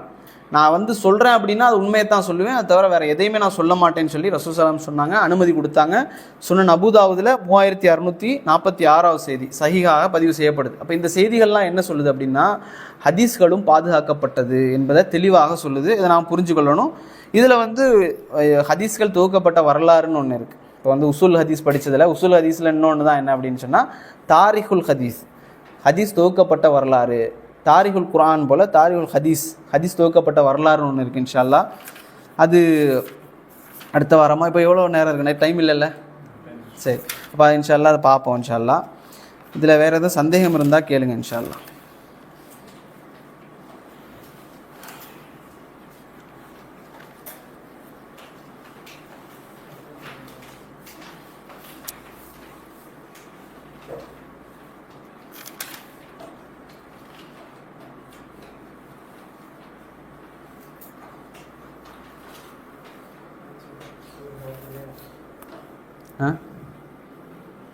சனது ஒருத்தர் மனப்பாடம் பண்ணியிருக்காங்க, சரியான ஹதீஸுடைய சனது நல்லா தெரியும். அப்போ வந்து விஷயத்தை வந்து நம்ம என்ன சொல்லிடலாமா, சொல்லிட முடியுமா அப்படி? அதான் இப்போ இதில் வந்து நம்ம பார்த்ததில் பலகீனமாக இருக்கிறதுல வந்து ஒன்லி அப்போ ஒரு ஒரு குற்றச்சாட்டு சொல்லுவாங்க, இமாம் புகாரி வந்து வெறுமனே அறிவிப்பாளர் தொடர மட்டும்தான் சரி பார்த்தாரு, அந்த மத்தனை வந்து அவர் சரி பார்க்கல. ஏன் அப்படி சொல்கிறாங்க அப்படின்னு சொன்னால், என்னென்னா சில ஹதீஸுகள் வருது, சில ஹதீஸுகள் வந்து முரண்படுது அவர்களுக்கு. அப்போ ஒன்று முரண்படுது அப்படின்னு சொன்னால் அறிவிப்பாளர் வரிசையில் கோளாறு இல்லை, ஆனால் வார்த்தையில் கோளாறு இருக்குது அப்படின்னு சொல்லுவாங்க. இதுக்கு என்ன அப்போ நம்ம கேட்போம், இதில் எப்படி கோளாறு இருக்குன்னு சொல்கிறீங்க, எப்படி இந்த கோளாறு வந்துச்சு இந்த வார்த்தையில்? சஹீல் புகாரியில், சரிங்களா, வேறு இதை விட்டுருங்க, சஹீல் புகாரியில் இந்த கோளாறு எப்படி வந்துச்சு? உதாரணமாக மூசா அலைஹிஸ்ஸலாம் அவர்கள் மலக்குல் மௌத் வராரு உயிரெடுக்கிறதுக்கு, அவரை அடிச்சிடுறாங்க, இந்த ஹதீஸை மறுத்துட்டாங்க. அது எப்படி அடிக்க முடியும் அப்படின்னு நிறைய கேள்விகள் கேட்குறாங்க, அதை நம்ம பார்ப்போம் இன்ஷா அல்லாஹ். இப்போ வந்து இந்த ஹதீஸை மறுத்துட்டாங்க, புகாரியில் வருதுன்னு வைங்களேன். இப்போ இந்த அறிவிப்பாளர் தொடர பார்த்தா ரசூல்லாவை தொட்டு ஒருத்தர் அறிவிக்கிறார், அவரை தொட்டு ஒருத்தர். இந்த அறிவிப்பாளர் வரிசையில் கோளாறு இல்லை, அறிவிப்பாளரில் கோளாறு இருக்கிறாங்களா? இல்லை. அப்போது இதில் அந்த மத்தனில் வந்து பிரச்சனை இருக்குதுன்னு சொல்கிறாங்க. ஏன் பிரச்சனை இருக்குது அப்படின்னு கேட்டால், இது வந்து குர்ஆனுடைய வசனத்துக்கு முரண்படுது. என்ன வசனத்துக்கு முரண்படுது? நிறைய வசனத்துக்கு முரண்படுதுன்னு அவங்களே சொல்லுவாங்க. உதாரணமாக ஒரு மலக்குல் மௌத் ஒருத்தர் வராருன்னா அவர் உயிரெடுக்க தான் வருவார், அல்லாஹ்வுடைய கட்டளைக்கு அவர் வந்து அப்படியே செய்வார், செஞ்சுட்டு தான் போவார். மலக்குல் மௌத்துடைய ஒரு தன்மை. ரெண்டாவது, மூசா நபி வந்து அந்த ஹதீஸ் சொல்லவா, டைம் இருக்கா? சொல்லிடுறேன். மூசா நபிகிட்ட வந்து அந்த மலக்கு, அந்த ஹதீஸ் எப்படி வருதுன்னா, மூசா நபிகிட்ட அந்த மலக்கு வந்தார், வந்து உங்களுடைய உயிரை எடுக்கவான்னு கேட்டார். மூசா நபி அடிச்சிட்டாங்க, கண்ணு பழுதாயிட்டு. அவர் திருப்பி போயிட்டார் அல்லாட்ட போய் சொன்னார், மரணத்தை விரும்பாத ஒரு மனிதரிடத்தில் என்ன அனுப்பி வச்சிருக்கிறியா? அல்லாஹ் சொன்னால், நீ திரும்ப போ, அவருக்கு சாய்ஸ் கொடு, நீங்கள் இப்போ மவுத்தாகிறீங்களா அல்லது ஒரு மாட்டில் கை வைங்க, அது எவ்வளோ முடி இருக்குதோ அந்த முடி அளவுக்கு வருடங்கள் நீங்கள் உயிர் வாழலாம், அப்போது நீங்கள் சாய்ஸ் கேளுங்க, அதுக்கப்புறம் அவர் என்ன சொல்கிறாருன்னு பார்ப்போம் அப்படின்னு சொல்லி அல்லாஹ் திருப்பி அனுப்புகிறான். திருப்பி அவர் வாராரு, மூசா நபி கேட்குறாங்க, இந்த முடியில் கை வைக்கிறேன், இத்தனை வருஷம் வாழ்ந்ததுக்கு அடுத்தது என்னன்னு கேட்குறாரு. அதுக்கப்புறம் மரணம் தான், அதுக்கப்புறம் சாய்ஸ் இல்லை, அப்போ நான் இப்போவே மௌத்தாகிறேன் அப்படின்றாரு. இன்னும் அதிகப்படியாக சொல்கிறாரு மூசா அலைஹிஸ்ஸலாம், என்ன வந்து பைத்துல் மக்திஸுக்கு பக்கத்தில் என்ன என்ன அல்லா இடத்துல சொல்லுங்க அப்படின்னு சொல்லி. அப்போது எந்த அளவுக்குன்னா, ஒரு கல்லை தூக்கி போட்டால் எந்த அளவு போகுமோ பைத்துல் மக்திஸ்லேருந்து, அந்த அளவு தூரத்தில் என்ன மரணிக்க வச்சிரு. இப்போ திரும்பி வந்து மௌத்தாட்டாங்க, மூசா நபியை உயிரெடுத்துட்டாங்க. இப்போ இந்த ஹதீஸில் என்னெல்லாம் கேள்வி வருதுன்னு பாருங்கள். மத்தன் சரியில்லைன்னு சொல்கிறது, அறிவிப்பாளர் ஓகே, அதில் எந்த தப்பும் இல்லை. மத்தனில் என்னெல்லாம் பிரச்சனை வருதுன்னு அவங்க கேட்குற கேள்வியும் பதிலையும் சொல்லிடுறேன். கேள்வி என்னென்னா, முதல் கேள்வி, மலக்குல் மௌத்து உயிர் எடுக்காமல் திருப்பி போவாரா? ரெண்டாவது, மூசா நபி மரணத்தை விரும்பாத மனுஷரா? நம்மளே மரணத்தை விரும்புவோமே, நபிமார்கள் எப்படி மரணத்தை விரும்பாமல் இருப்பாங்க? மூணாவது, மலக்கு அடிக்க முடியுமா? நாலாவது, மூசா நபி ஒரு நபி, அவர் மலக்கு இல்லையாங்கிறது தெரியாதா அவருக்கு? அஞ்சாவது, மௌத்தானதற்கு பிறகு என்னன்னு கேட்குறாரு. இல்லை, இது 5 ஒரு சாய்ஸ் கொடுக்கான்ல, அதுக்கு பிறகு மரணம்னா என்னன்னே தெரியாமையா வந்து இப்படி இருக்கிறாரு, எதுக்கு மரணத்துக்கு பயப்படுறாரு? ஆறாவது, மூசா நபி வந்து இப்படி செஞ்சிட்டார்ல, தப்பு தானே இது வந்து அல்லாஹ் ஏன் தண்டிக்கலை? அல்லாஹ் வந்து யூனுஸ் நபியெல்லாம் தண்டிச்சானே தப்பு செஞ்ச உடனே, ஆதம் நபியை தண்டிச்சானே, ஏன் வந்து தண்டிக்கலை? இப்படி நிறைய கேள்விகள் பார்த்தா சுப்ஹானல்லாஹ், இப்போ இது தப்பு தானே அப்படின்னு முதல் கேள்விக்கு பதில், இது எல்லா கேள்விக்கும் சேர்த்து பதில் சொல்லிடும். மூசா நபி வந்த உடனே மலக்கு வந்து எதுக்கு வந்தார்னு அவங்க சொல்கிறாங்கன்னா, அல்லாஹ் எதுக்கு அனுப்புனானா, உயிரை எடுத்துட்டு வான்னு அனுப்புனா அப்படின்னு சொல்கிறாங்க. அந்த ஹதீஸில் அப்படி ஒரு வார்த்தையே இல்லை. அல்லாஹ் எப்படி அனுப்பியிருக்கலாம்? அவர் அந்த ஹதீஸில் எப்படி வருதுன்னா, மூசா மலக்கு வந்தார், வந்து உயிரை எடுக்கவான்னு கேட்டார். அப்போ அல்லாஹ் என்ன சொல்லி அனுப்பியிருக்கலாம்? உயிரை எடுக்கவான்னு கேட்டுட்டுவான்னு அனுப்பியிருக்கலாம். என்ன, ஏன்னா ஹதீஸில் இந்த வார்த்தை இல்லை, எடுத்துட்டு வாங்குற சொன்ன வார்த்தை இல்லை. அதனால் மலக்கு வந்து கேட்க தான் வந்தார். மூசா நபி அந்த காலத்தில் எந்த கட்டத்தில் இருந்தார்? மூசா நபியுடைய குணம் என்ன? அடிப்பார், கோபம் வந்து அடிப்பார். ஏற்கனவே ஒரு கொலை செஞ்சுட்டு தான் ஓடி வந்திருக்காரு, ஃபிரௌனோட சண்டை போட்டுட்டு இருக்கிறாரு. இங்கே ஒரு போராட்டம் நடந்துட்டு இருக்கு, மக்களை மீட்கக்கூடிய போராட்டம். எகிப்திலேருந்து வந்தவர் யாராக இருக்கலாம்னு நினச்சிருக்கலாம், ஃபிரௌனுடைய ஆளாக இருக்கலாம். வந்து என்ன கேட்டார் அவர்? உயிர் எடுக்கவான்னு கேட்டார், அடிச்சிட்டார். இதில் வந்து மலக்குன்னு தெரியாமல் இருக்குமானா தெரியாமல் இருக்கும். இப்ராஹிம் நபியுடைய சம்பவத்தில் நம்ம பார்ப்போம், 3 மலக்கு வந்தாங்க இப்ராஹிம் நபி வீட்டுக்கு. இப்ராஹிம் நபி சமைச்சு போட்டாங்க, சாப்பிடலை, பயந்தாங்க இப்ராஹிம் நபி. அப்புறம் தான் சொன்னாங்க நாங்கள் மலக்கு அப்படின்னு. அதே போல் லூத் அலைஹிஸ்ஸலாமுடைய வீட்டுக்கு 3 மலக்கு வந்தாங்க, அதே மலக்கு. அப்போ லூத் அலைஹிஸ்ஸலாமுக்கு தெரியல ஒரு மலக்குன்னு சொல்லி பயந்தாங்க. அந்த ஓரினை சேர்க்கையாளர்கள் வந்து இவரையும் கூப்பிட்டாங்க வாங்கன்னு. அப்போ தெரியல, மலக்குமார்கள் தெரியாது, மனுஷ உருவத்தில் வந்துட்டாங்க. அதனால மூசா நபிக்கு தெரியல. அப்போ எந்த பிரச்சனையும் இல்லை. மலக்கு அடிக்க முடியுமா? மனுஷ உருவத்தில் இருந்தால் அடிக்கலாம். மனுஷ உருவத்தில் தான் ஜிப்ரீல் அலைஹிஸ்ஸலாம் அவர்களும் ரசூலுல்லாஹ்க்கு பக்கத்தில் கால் ஒட்டி வந்து உட்கார்ந்தாங்க. மலக்குமார்களும் தெரியாது, மூசா அலைஹிஸ்ஸலாம் அடிச்சிட்டாங்க. திருப்பி வரக்கூடிய நேரத்தில் தான் அல்லாஹ் சொல்கிறான், சாய்ஸை கொடுத்து அனுப்புகிறான். இந்த சாய்ஸ் யாருக்கெல்லாம் இருக்குது? அவங்க கேட்குற இன்னொரு கேள்வியில் ஒன்று தான், யாருக்கு உயிர் எழுதப்பட்டதோ அது ஒரு நிமிடம் முந்தவும் செய்யாது பிந்தவும் செய்யாது, உண்மை. விதிவிலக்கு நபிமார்களுக்கு, இப்படி தான் புரியணும். விதிவிலக்குன்னு நான் எப்படி சொல்கிறேன், அதுக்கு என்ன ஆதாரம் அப்படின்னா, குரானில் சொல்லப்படுது திருடினால் கையை வெட்டுங்கன்னு. திருடினால் கையை வெட்டுங்கள் குரானில் சொல்லப்படுது. எந்த அளவுக்கு திருடினா கையை வெட்டுறது? காவாசி தீனார், கால் தீனார் தங்கம், கால் தீனார்னு வைங்களேன், கால் கிராம் தங்கத்துக்கு மேலே திருடினா தான் கை வெட்டணும்னு ஹதீஸில் ரசூலுல்லாஹ் சொல்கிறான். அதுக்கு கீழே ஒருத்தன் திருடினான்னா அவனுக்கு கைவெட்ட தேவை கிடையாது. பசியில் ஒருத்தன் திருடினான்னா கைவெட்ட தேவை கிடையாது, ரசூலுல்லாஹ் சொல்கிறாங்க. அப்போ இது என்ன குரானுக்கு முரண்படுதா? குரானுக்கு முரண் தான். நம்ம பார்த்தா இங்கே குரானில் அல்லாஹ் சொல்கிறான், இப்படி சொல்கிறான். குரானில் அல்லாஹ் சொல்கிறான், இறந்தவைகளை சாப்பிடாதீங்க, ரத்தத்தை சாப்பிடாதீங்கன்னு. மீனை சாப்பிட்றோமா இல்லையா? எப்படி சாப்பிட்றோம்? ஹதீஸில் ரசூலுல்லாஹ் சொல்கிறான். அப்போ இது முரண் நம்ம பார்க்கக்கூடாது, இணைச்சு பார்க்கணும். அப்போ அதே போல் எதுக்கு நான் சொன்னேன், இங்கே பறந்துருச்சு. மூசா நபி செய்தி முரண்படாது. குரான் ஒன்று சொல்லுது, ஹதீஸ் ஒன்று சொல்லுதுன்னா அது முரண்படாது. அப்போ இப்போ எதுக்கு இதை நான் சொன்னேன் அப்படின்னா, அதாவது மூசா அலைஹிஸ்ஸலாம் குரானில் என்ன வருது, உயிர் முந்தவும் செய்யாது பிந்தவும் செய்யாது, கரெக்டான டைமில் எடுத்துருவாங்க. அப்போ இதுக்கு விளக்கு தான் யார்? நபிமார்கள். ரசூல்லா ஆயிஷா சொல்கிறாங்க, ரசூலுல்லாஹி ஸல்லல்லாஹு அலைஹி வஸல்லம் அவர்கள் ஆரோக்கியமாக இருக்கக்கூடிய நேரத்தில் என்கிட்ட சொன்னாங்க, எல்லா நபிமார்களுக்கும் வாய்ப்பு கொடுக்கப்படும், எல்லா நபிமார்களுக்கும் தங்களுடைய உயிரை எடுப்பதற்கு வாய்ப்பு கொடுக்கப்படும். அந்த நேரத்தில் மலக்குமார்கள் சொர்க்கத்தில் அந்த இடத்த காட்டுவாங்க, இங்கே தான் உங்களுக்கு இடம் இருக்குது, நீங்கள் இப்போ மௌத்தாகிறீங்களா அல்லது எப்போ மௌத்தாகிறீங்க, இப்போ கொஞ்ச நாள் கழித்து மௌத்தாகிறீங்களான்னு வாய்ப்பு கொடுக்கப்படும். அதை நபிமார்கள் தேர்ந்தெடுக்கலாம் சொல்லி ஆயிஷா ஒரு செய்தியில் சொல்கிறாங்க. மௌத்தாகக்கூடிய நேரத்தில் நபி அவங்க சொல்கிறாங்க, யா அல்லாஹ் நல்லவர்களோடு அப்படின்னு சொல்கிறாங்க, ஃபீ ரஃபீக்கில் ஆலா அப்படின்னு சொல்கிறாங்க. இப்போ ஆயிஷா சொல்கிறாங்க, நபி அவர்கள் தேர்ந்தெடுத்து கொண்டார்கள், நபி அவர்களுக்கு அது சொல்லப்பட்டுச்சு, நீங்கள் இப்போ மூத்தாகிறீங்களா இல்லை காலம் போகவா, நபி அவர்கள் தேர்ந்தெடுத்தாங்க. அதே போல் தேர்ந்தெடுப்பு மூசா நபிக்கு கொடுக்கப்பட்டிருக்கு.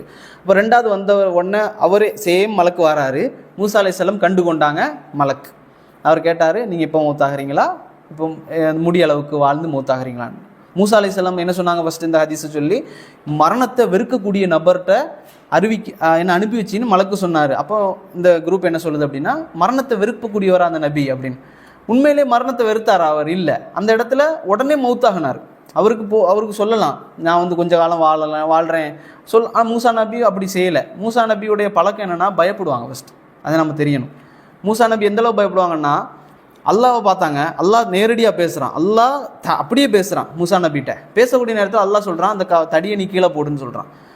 தடியை கீழே போடுறாங்க, மூசா நபி ஓடுறாங்க, பாம்புன்னு நினச்சி ஓடுறாங்க. நாம் என்ன செய்யலாம் இதை சொல்லி? மூசா நபி இப்படி ஓடுவாரா? மூசா நபி ஒரு நபி தானே, அல்லாவோட பேசிகிட்டு இருக்கேன், நான் அல்லாவோட பேசிட்டு இருந்தாலே பயப்பட மாட்டேனே, அல்லாட்ட யா அல்லாஹ் என்னை காப்பாற்றுன்னு சொல்லியிருப்பானே அப்படின்னு சொல்லலாம். ஆனால் மூசா நபி ஓடுனாங்க. ஃபிரௌனுக்கு அந்த கொலை செஞ்சுட்டு அந்த ஊரை விட்டு ஓடுனாங்க. இப்படி பார்த்தீங்கன்னா ஃபஸ்ட்டு அல்லாஹ் சொல்கிறான், போய் ஃபிரௌன்ட்ட போய் எத்தி வைன்னு சொல்கிறான் அல்லாஹ். அதுக்கு என்ன சொன்னாங்க, எனக்கு திக்குவாயாக இருக்குது, எனக்கு பயமாக இருக்குது, அது அப்படியே வருது, எனக்கு பயமாக இருக்குது, என்னுடைய சகோதரனை என் கூட அனுப்புன்னு சொல்கிறாங்க. இப்படி அவர்கள் பயந்த செய்திகளை பார்க்கலாம். அடுத்தது அந்த 6வது கேள்வி அவங்க கேட்குறாங்க, அதற்கு பிறகு என்னங்கிறது தெரியாதா, சாய்ஸுக்கு பிறகு என்னங்கிறது தெரியாதா, அதை ஏன் கேட்குறாங்க மூசா அப்படின்னு. இதே கேள்வியை ஜக்கரியா அலைஹிஸ்ஸலாம் கேட்டாங்க. ஜக்கரியா அலைஹிஸ்ஸலாம் வயோதிகத்தில் இருக்காங்க, மனைவி வயோதிகம். ஜக்கரியா அலைஹிஸ்ஸலாம் அல்லாஹ்ட்ட துவா கேட்டுட்டு இருக்கிறாங்க, பிள்ளை கேட்டு. மலக்குமார்கள் சொல்கிறாங்க, உங்களுக்கு யஹ்யாங்கிற ஒரு பிள்ளையே தரப்போகிறான் அல்லாஹ் அப்படின்னு. இப்போ ஜக்கரியா அலைஹிஸ்ஸலாம் என்ன சொல்லியிருக்கணும்? அல்ஹம்துலில்லாஹ் அப்படின்னு சொல்லியிருக்கணும். ஜக்கரியா திருப்பி கேட்டார், நான் வயோதிகனாக இருக்கேன், என் மனைவி மலடியாக இருக்கா, எனக்கு எப்படி குழந்தை பிறக்கணும்? அப்போ நாங்கள் ஈமானோட இருந்தால் எங்களுக்கு என்ன இந்த கேள்வி வராதேன்னு நினைப்போம். ஜக்கரியா அலைஹிஸ்ஸலாம் கேட்டாங்க. அப்போ அப்படி கேட்குறது தப்பு கிடையாது. ரெண்டாவது அவங்க சொல்கிறாங்க, மலக்குமார்கள் அல்லாஹ் ஆகுன்னு சொன்னால் ஆகும், அவ்வளோதான் அப்படின்றாங்க. மறுபடியும் ஜக்கரியா அலைஹிஸ்ஸலாம் சொல்கிறாரு, அப்போ எனக்கு அத்தாட்சியை காட்டு அப்படின்னு அல்லாட்ட. அப்போ இதெல்லாம் என்னென்னா அல்லாட்ட கேட்குறது ஒரு ஆர்வத்தில். நபிமார்கள் அவங்க அப்படி தான் கேட்பாங்க. மூசா அலைஹிஸ்ஸலாம் அப்படி கேட்டார், இதுக்கு பிறகு என்ன, இது என்னென்னா மக்களுக்கு தெரியப்படுத்துறதுக்கும் இது என்னங்கிறத தெரிஞ்சுக்கிறதுக்கும் நபிமார்கள் ஆசைப்படுவாங்க. அப்படி கேட்டாங்க. அல்லாஹ் சொன்னால் அதுக்கு பிறகு மரணம் தான். உடனே மௌத்தானாங்க. அந்த ஹதீஸில் ஒரு முக்கியமான விஷயம் என்னென்னா, இதெல்லாம் சொல்லிட்டு நபியவர்கள் சொன்ன ஹதீஸை அவங்க விடுவாங்க. நபியவர்கள் அடுத்ததாக சொன்னாங்க, நான் அந்த பைத்துல் மக்திஸுக்கு பக்கத்தில் இருந்திருந்தா, சஹாபாக்கள் சொல்கிறாங்க, நான் இருந்திருந்தா மூசா அலைஹிஸ்ஸலாம் அடக்கப்பட்டிருக்க இடத்த நான் உங்களுக்கு காட்டுவேன்னு சொன்னாங்க அந்த ஹதீஸில். அந்த இடத்துல அப்படி காட்டுவேன்னு சொன்னாங்க. சரிங்களா? அதனால் இந்த ஹதீஸ் வந்து எந்த குர்ஆன் வசனத்துக்கும் முரண்படலை. அப்போ நமக்கு வந்து சஹீஹான ஒரு ரிவாயத்து வருது அப்படின்னு சொன்னால் அது வந்து முரண்படாது. முரண்படுவது போல் தெரிந்தால் நம்ம மூளையில் கோளாறு, ஹதீஸில் கோளாறு இல்லை. இப்படி நிறைய உதாரணம் இருக்குது. இன்ஷா அல்லாஹ் தனியாக ஒரு கிளாஸ் எடுத்து பார்ப்போம் இன்ஷா அல்லாஹ். சரி. சுப்ஹானக்கல்லாஹும்ம வபிஹம்திக அஷ்ஹது அன் லா இலாஹா இல்லா அன்த அஸ்தக்ஃபிருக வ அத்தூபு இலைக்.